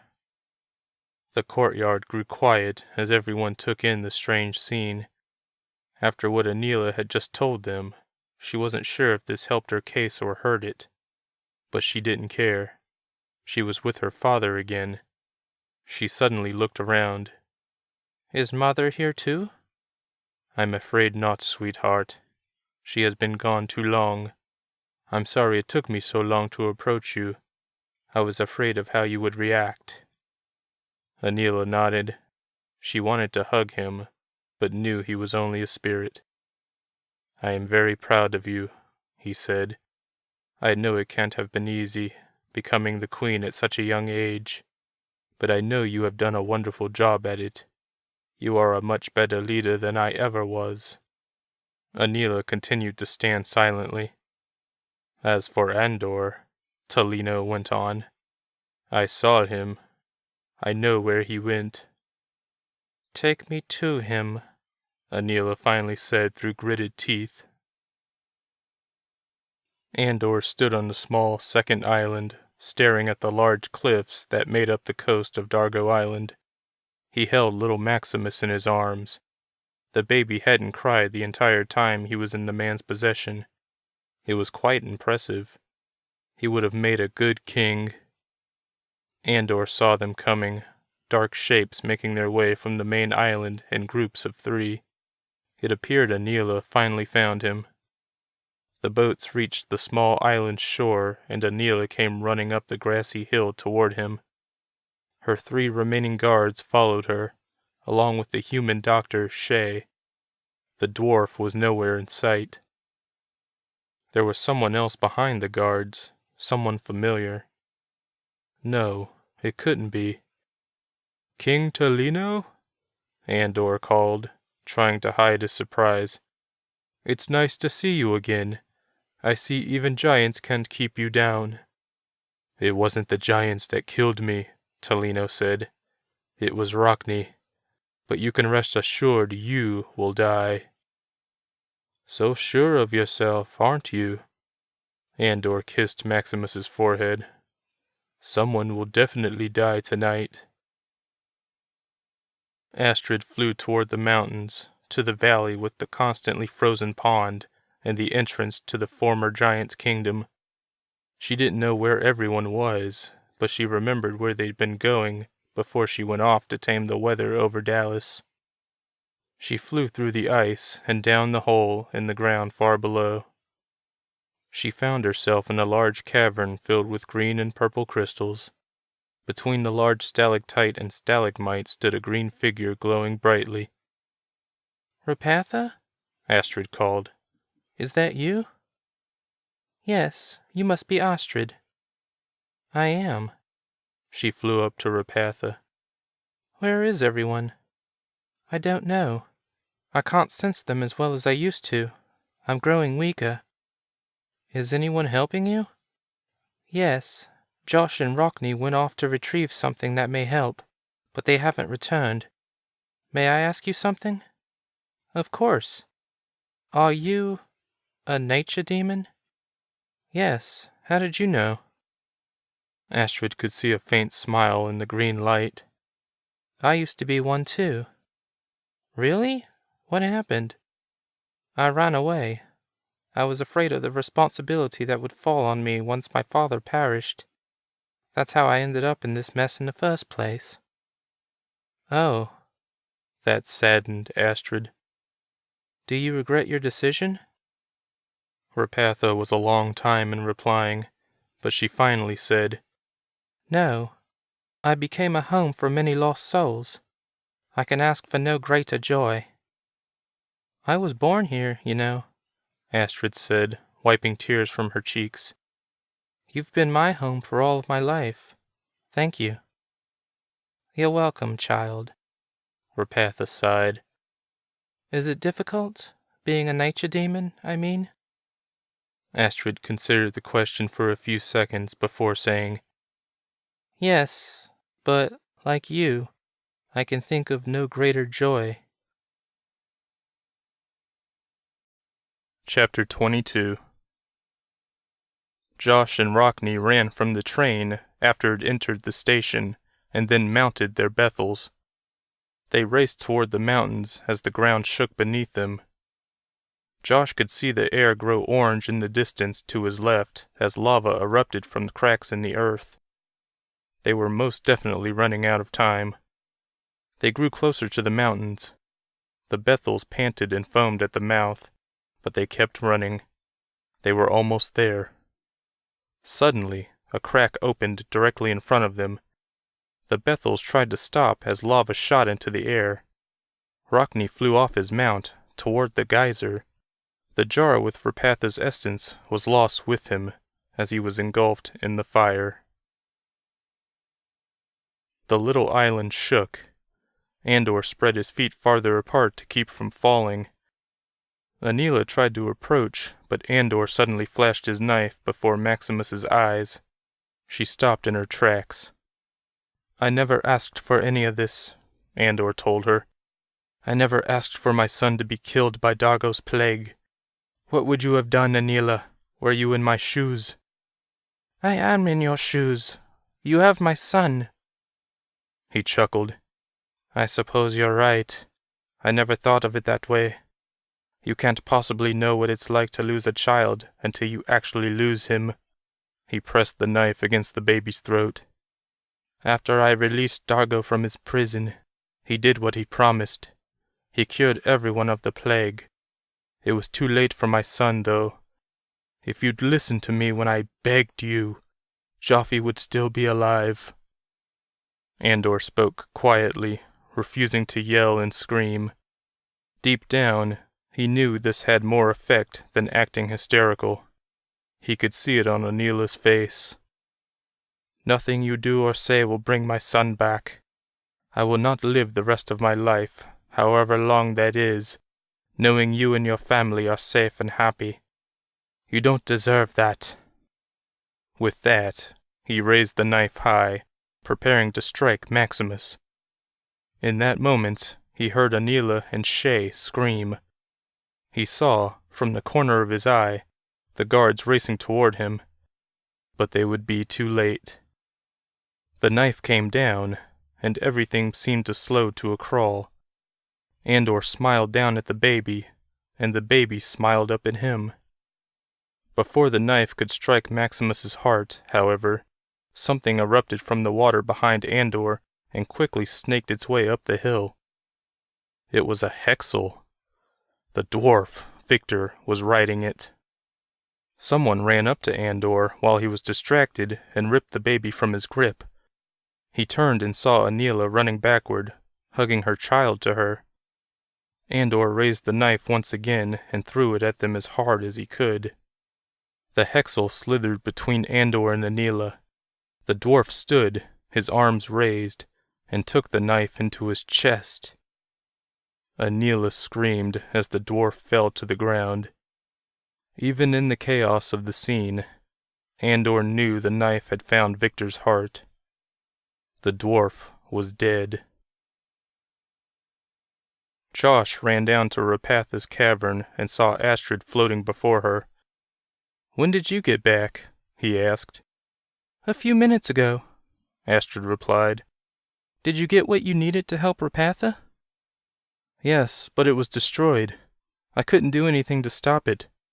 Rockney's dead. He and the essence were burned in lava." To Rapatha, he said, "I'm so sorry. We had it, and now it's gone." "It's all right, Josh. I thank you for trying." Josh couldn't help it. He cried. Astrid cried with him. The cavern shook around them. Crystals from the ceiling rained down and crashed in the garden below. "I met your father," Josh told Rapatha. "He told me something about how I could help Astrid's father. He told me I had to give my energy away to something that's the opposite of me. He called me a negative energy, that I had to give it to a positive. Rapatha, I think you are that positive." "Josh," Astrid said, "what are you talking about?" "I have to give my energy to Rapatha.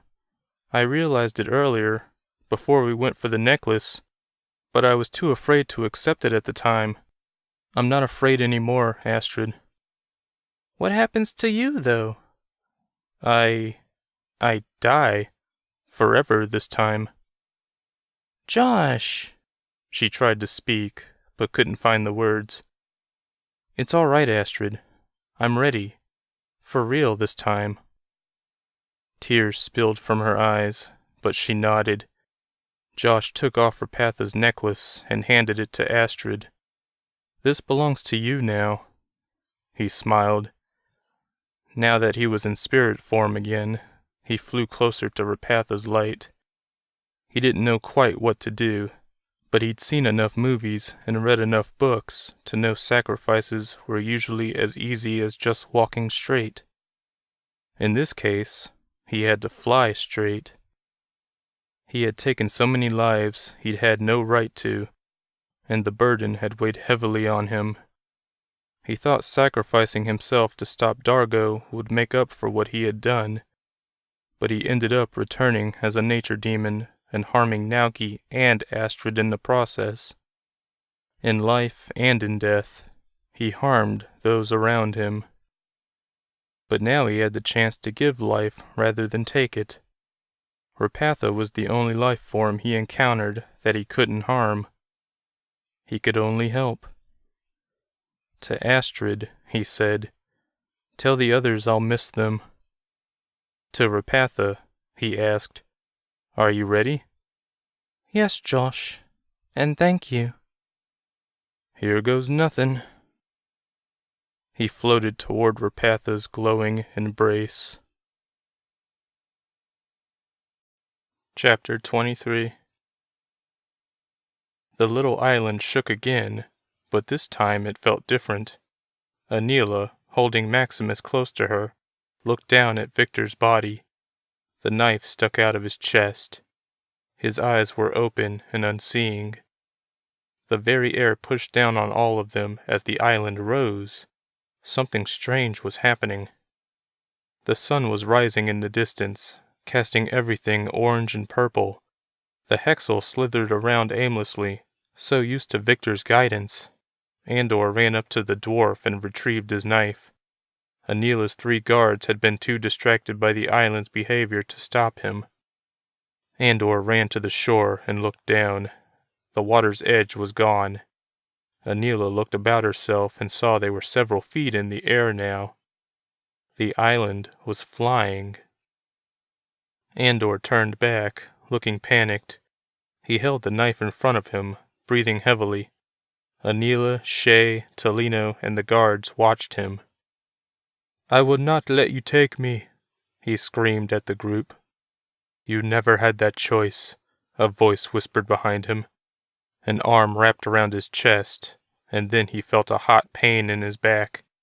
Blood filled his mouth suddenly. He felt something slice into his back, and then quickly get pulled out.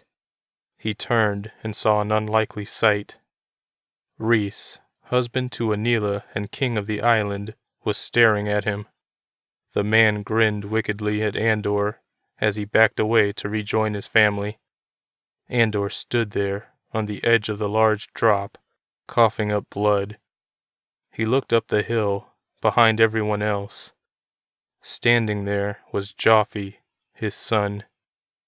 "I can't, Joffrey," he whispered. "I won't live without you." With that, he fell backward. He fell for an eternity, toward the ocean far below. He never felt the impact. Anila turned around, but didn't see her father anymore. He'd vanished. The island continued to rise, higher and higher. To Rhys, she said, "How did you get here?" He pointed to something. She saw a large rock formation joining the small island to the main island. A land bridge. "I was swimming, but then the island started to rise. I crossed that bridge the rest of the way. And now we must use it to get back," Anila finished. "Look!" The bridge started to crumble before her very eyes. "Everyone," Rhys shouted, "get on the hexel!" The giant weed slithered toward them. Anila and Rhys climbed on. Anila told one of the guards to grab Victor's body. Together, the group rode the hexel as it snaked its way across the land bridge toward the main island, which towered far above. The bridge continued to crumble below them. The parts that connected to the tiny island broke away. The island fell into the ocean. The noise and sights were almost too much for Anila. She held tightly to Maximus as Rhys held tightly to her from behind. Anila didn't know how they would get to the top of the island from where they were now. Before today, she'd never known of the land bridge's existence. She also hadn't known the island could fly. They got closer to the rock wall as chunks of earth rained down on them. Anila grew more nervous as they raced to the very solid wall. "Hold on, everyone!" Rhys shouted. The hexel drilled right into the rock wall, as only a hexel could. Anila closed her eyes as the brightness of the sun was replaced by darkness. The hexel tunneled through the earth with 7 bodies on its back. Anila counted the seconds to distract from the claustrophobic darkness. Minutes later, they emerged from the ground. Astrid emerged from the tunnel to Rapatha's cave, up through the giant's kingdom and out of the frozen pond. She flew out of the ring of mountains and looked around her. The earth was no longer quaking, and the lava had ceased spewing.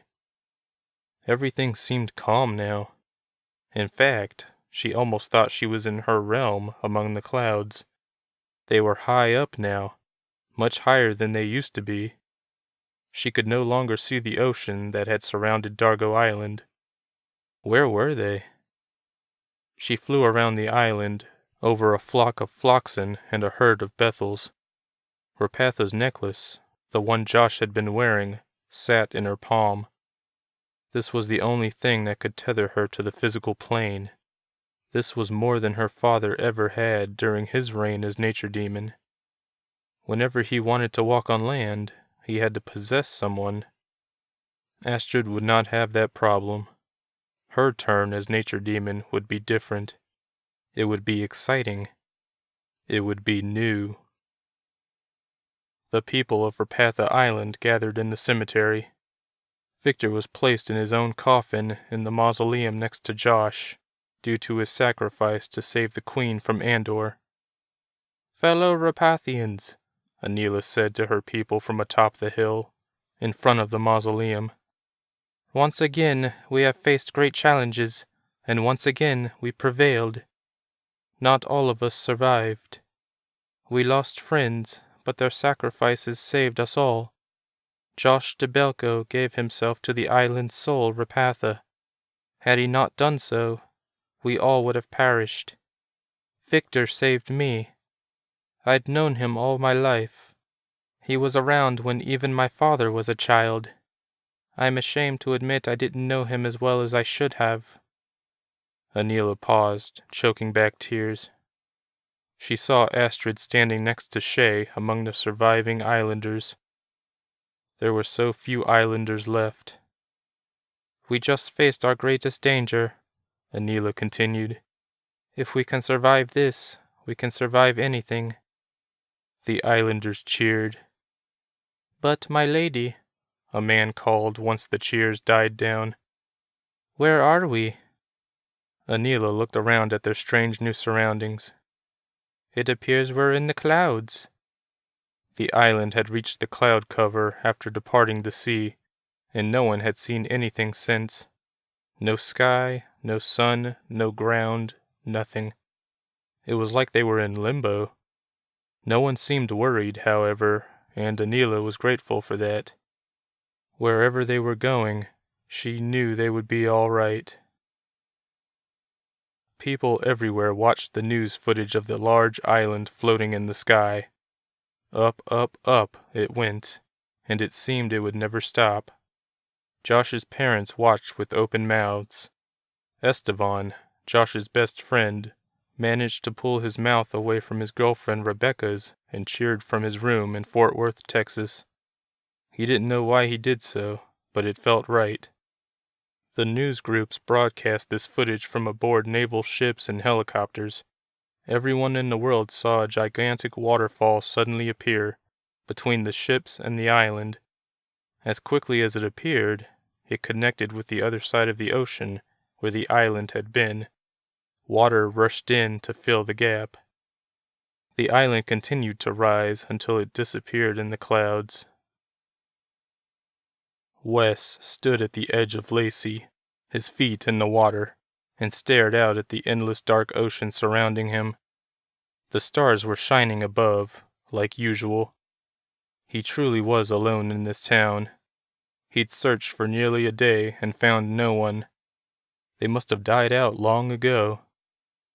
The curse of being a life-sucking demon was that you usually outlived everyone who wasn't a life-sucking demon. But now he had no one and nothing, and he was fine with that. He was ready to die, but he didn't want to die alone. Something in the distance caught his attention, which was quite a feat because he was surrounded by the brightest stars known to man. There was a light in the sky. It broke through the cloud bank. Wes had to cover his eyes just to look at it properly. When his eyes adjusted, he saw it was an island. It was bigger than the one on which he stood, and it glowed from some inner light. Rapatha? He shouted, waving. You really did turn into an island. Why she had returned was beyond him, but he was grateful. He'd been alone for far too long. Something happened, something that had never happened during his stay in the town of Lacey. The stars slowly vanished as the sun rose in the sky. The land of constant starlight would need a new name, it seemed. Astrid sat in the coffee shop, sipping her hot tea, and just people watched. She was in Dallas, watching her work, the snow, fall onto the streets. People piled in, laughing and shaking it from their clothes.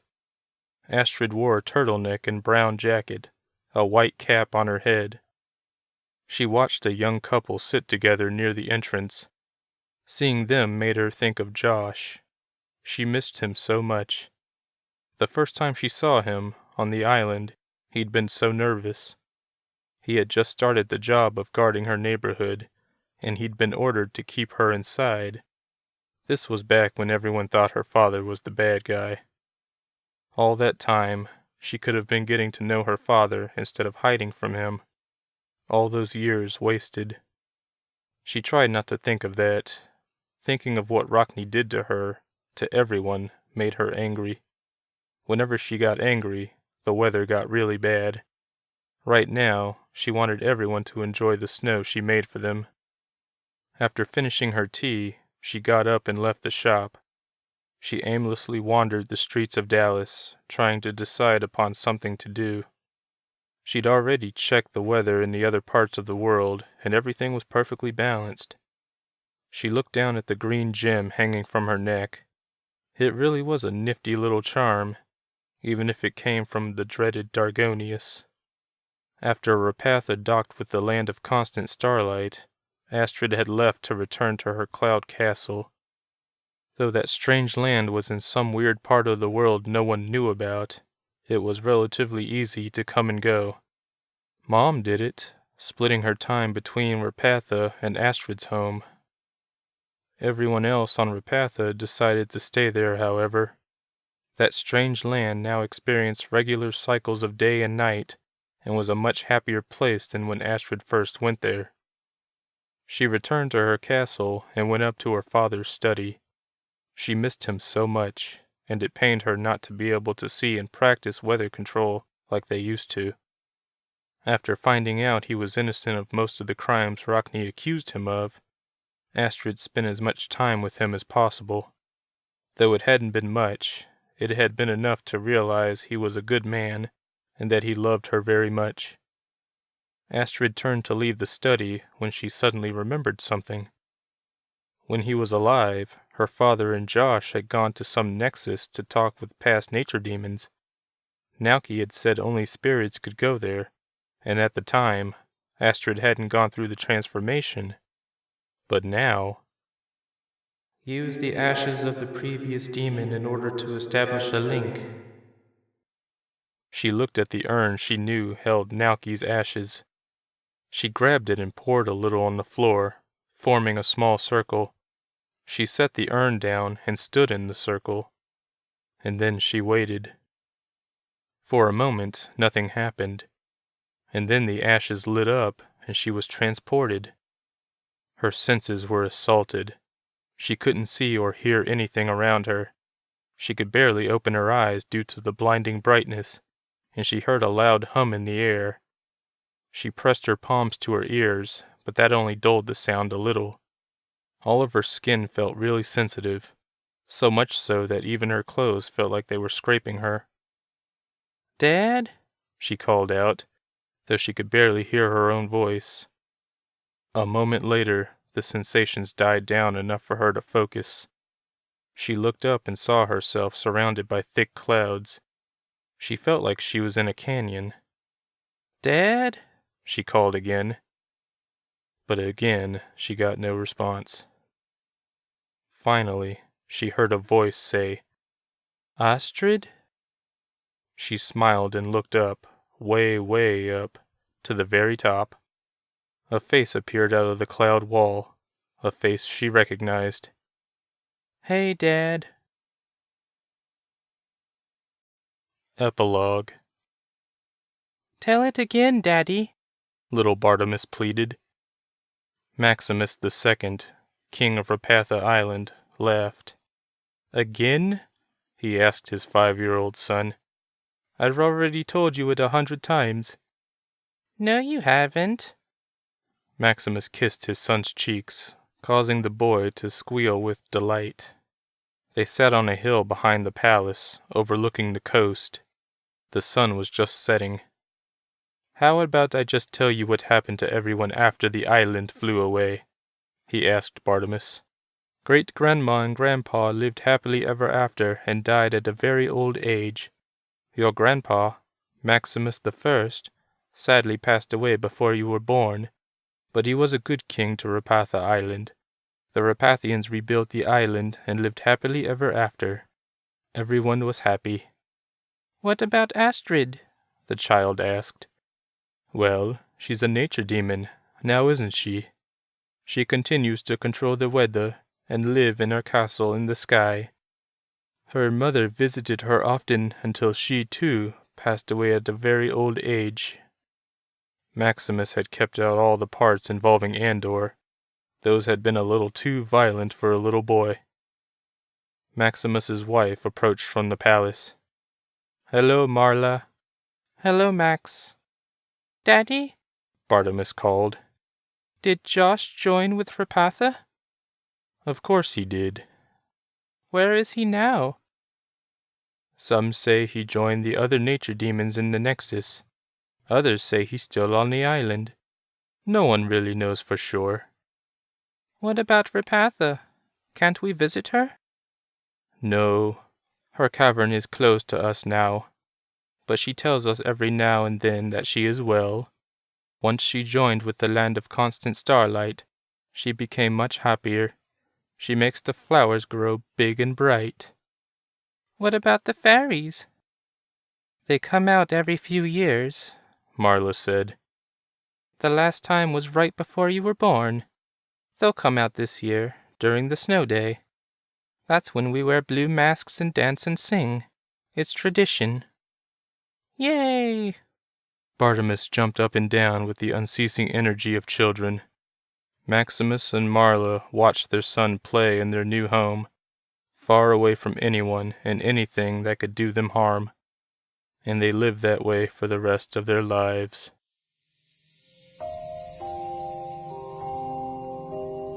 This has been Rapatha, the final tale, written and read by Jerry Hart.